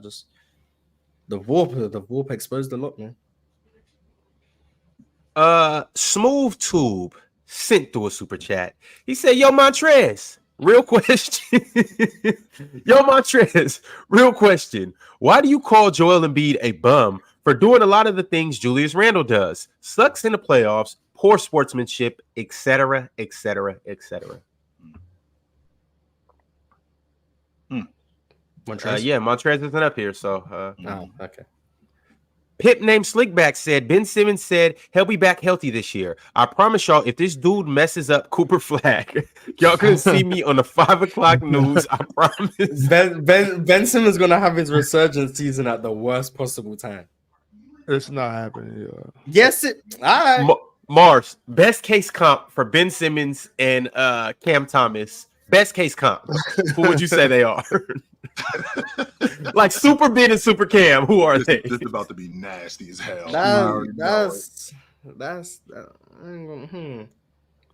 Bradley Beal, Draymond Green.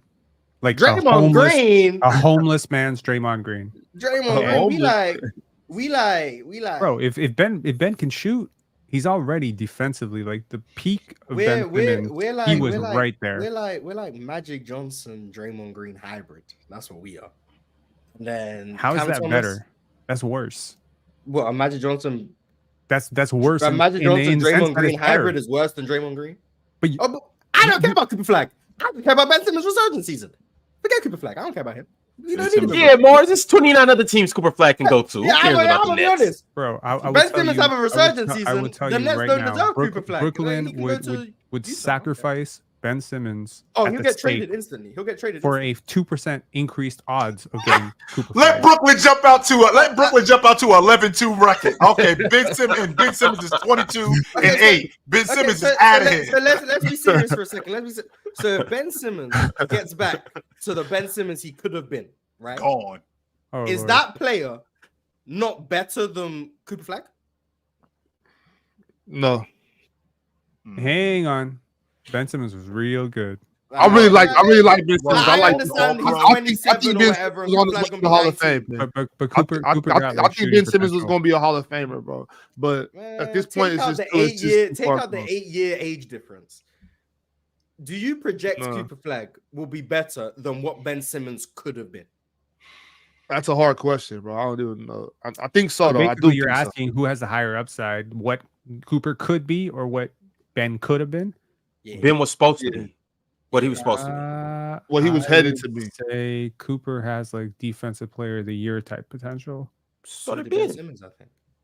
Yes, all I know is let Brooklyn jump out to a let Brooklyn jump out to a 11-5 record. Ben's the better passer. Ben's the better in transition. That's true. Cooper's just the better scorer though too, and he's better for the modern game as well.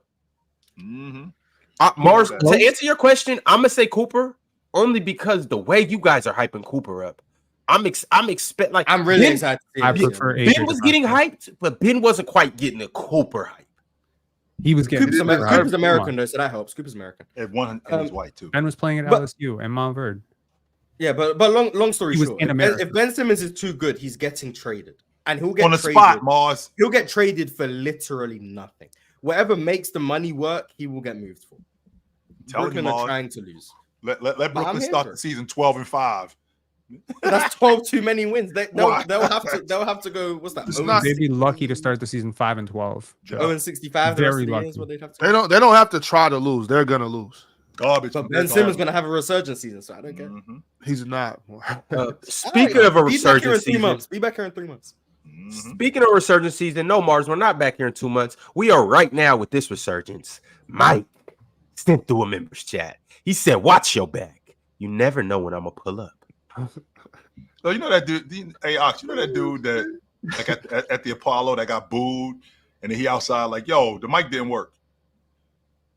Oh damn! Why? He's worse. You hate on Mike too much, man. You hate on Mike too much. Mike does it to himself. Yeah, it's not us. It has nothing to do with us. Mike is an embarrassment to the chat. He is a bozo, Mars. 100%. Mike is an embarrassment to the chat. He makes the rest of the chat look bad. He's a bozo, Mars. 100% bozo. Mike, I've turned a new leaf on you. I think that you are doing what you're supposed to be doing. Dominating the chat, Mike. Keep sending them caps through. Keep stomping on them fools in the chat. Keep applying pressure. And chill will keep ducking your smoke. Facts. Never duck the smoke. You pull him up every time. Every time, bro. And I tell you what, bro, I would never pull him up again. Every time the internet just went out. What are you talking about? When Zion's shoe busted? That's what happened. It was so much force being applied that the shoe had to combust. That's what happened to his internet. Bozo. Ron, I'm trying to take it easy on take it easy on Mike, man. I'm not gonna take it easy on Mike. You should have seen it, Penn. It was embarrassing. I had secondhand embarrassment for him. I wanted to end the stream. So we're gonna act like technical difficulties ain't happened before. That's it wasn't. He was still talking. He was just. He was. That was lag. Hey, Mars. Have you ever seen the beginning of 8 Mile? His palms sweaty. His arms are heavy. His vomit on the sweat already. I'm talking about he froze. It was sad. It's sad. Boo! Get Mike off the stage. Boo! We hating on live. Enough on Mike. I got more super chats. Matter of fact, why you have to kick me off the show? I'm on Mike until it's over. Boo him. Get him out the chat. Get him out the chat. Knicks fandom 23 said overall, Mike makes the chat look bad, Ron. Overall, this offseason, vomit on the sweat already. Merry Christmas. Boo! Fellas, I'll see y'all tomorrow. All right, chill. Take Ox with you because he's not letting Mike off the hook.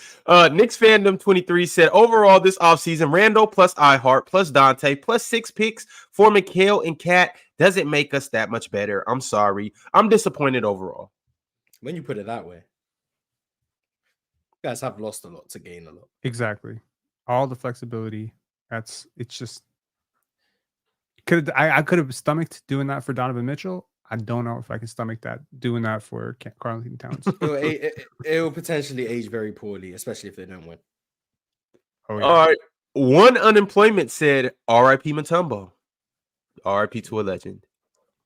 Will I Am said gifted and Penn together. Yeah, I'm gonna fall asleep. Sure. I didn't fall asleep. I thought it was a good ass show. I mean, nothing wrong with sleep. I mean, gay or Sleep rest is great. Good for you. Yeah, And you can't buy sleep either. You got to get your rest. Yes, you can. Have you guys ever been to Starbucks? They got a drink called a cold brew, and I promise you, if you get that, you might be up for 2 or 3 days. Hey, I'm gonna tell you like this: Starbucks going crazy right now. When the pumpkin spice lattes drop, I'm telling you, make sure to find you at a Starbucks. Yeah, I know. I'm finna go do some work in the Starbucks lobby right now. You feel me? I gotta get Starbucks out has apple bottom guys. jeans, boots with the fur. Drink more agua said, is the finger wag the most iconic defensive celebration? Yes. I think it might be. Yeah. It is. Yeah. It is. Yeah. Shout out to Dikembe. Pimp named Slickback said the Bills got exposed last night on national TV. Yeah, that was bad. Y'all got embarrassed in front of y'all So you was mamas, watching grannies. Hell no, I don't even know who they played. They played the Ravens, and I had no faith in Lamar Jackson. Oh, Lamar Jackson? Yeah. I know him. Pimp named Slickback said, like this if you think they both mid defenders. I think they're both Randle and Cat. I think they're both negatives.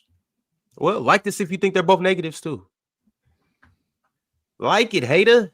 J.A. said, shout out Gifted. Love how he's on the panel. Gifted is one of my favorite people. I don't think y'all understand how much I like Gifted. Like when I met Gifted last week, I was like, "Damn, this dude is crazy." And he can hoop too. So that was. Well, relax a little bit. Relax on that one. He is I've seen him cook you. But I mean, I guess I've seen him cook you. Hey, that footage will be dropping soon, and I guarantee you one thing. The only thing I can guarantee y'all about the footage dropping soon is you are going to see Gifted on the thumbnail shooting a fade array over somebody that's up here on the panel. Penn wasn't there, so it's only 3 other people. So we will see who Gifted was hitting fadeaways over. All right, so what? So what? That's irrelevant. Yeah, he gave me a bucket, but that doesn't matter. I'm talking about as a person. All right, that's cool. But off the court, though, Gifted is dope. I love Gifted for real. Shout out Gifted. All right, Heem said, "Rest in peace to Dikembe Mutombo." Wrong piece, but right message. Billowwow K said, "Love the visual swiper. We need more of that." When I did that, no one sent no super chat saying we need more of that. The glaze is crazy. I did that months ago, but I guess Swiper can copy my style and get credit. Smooth Tube said, "Ron reminds me of the jellyfish dude on Shark Tale." That's crazy, man. My daughter was just watching that the other day. I like Shark Tale. This is a good movie if I've never seen it. Man. That's also a movie. Don't be lying on yourself, too. Facts. Be One lie will lead to another lie, which will lead to another lie, and it's going to be hard to get out of that. Ron, that's why you got to be true to yourself. Drink More Water said, "Is having D liabilities at the 1 and 5 concerning?" Yes. Yes. I think having any defensive liabilities is concerning, but I think I can deal with one. I can deal with one, maybe a power forward.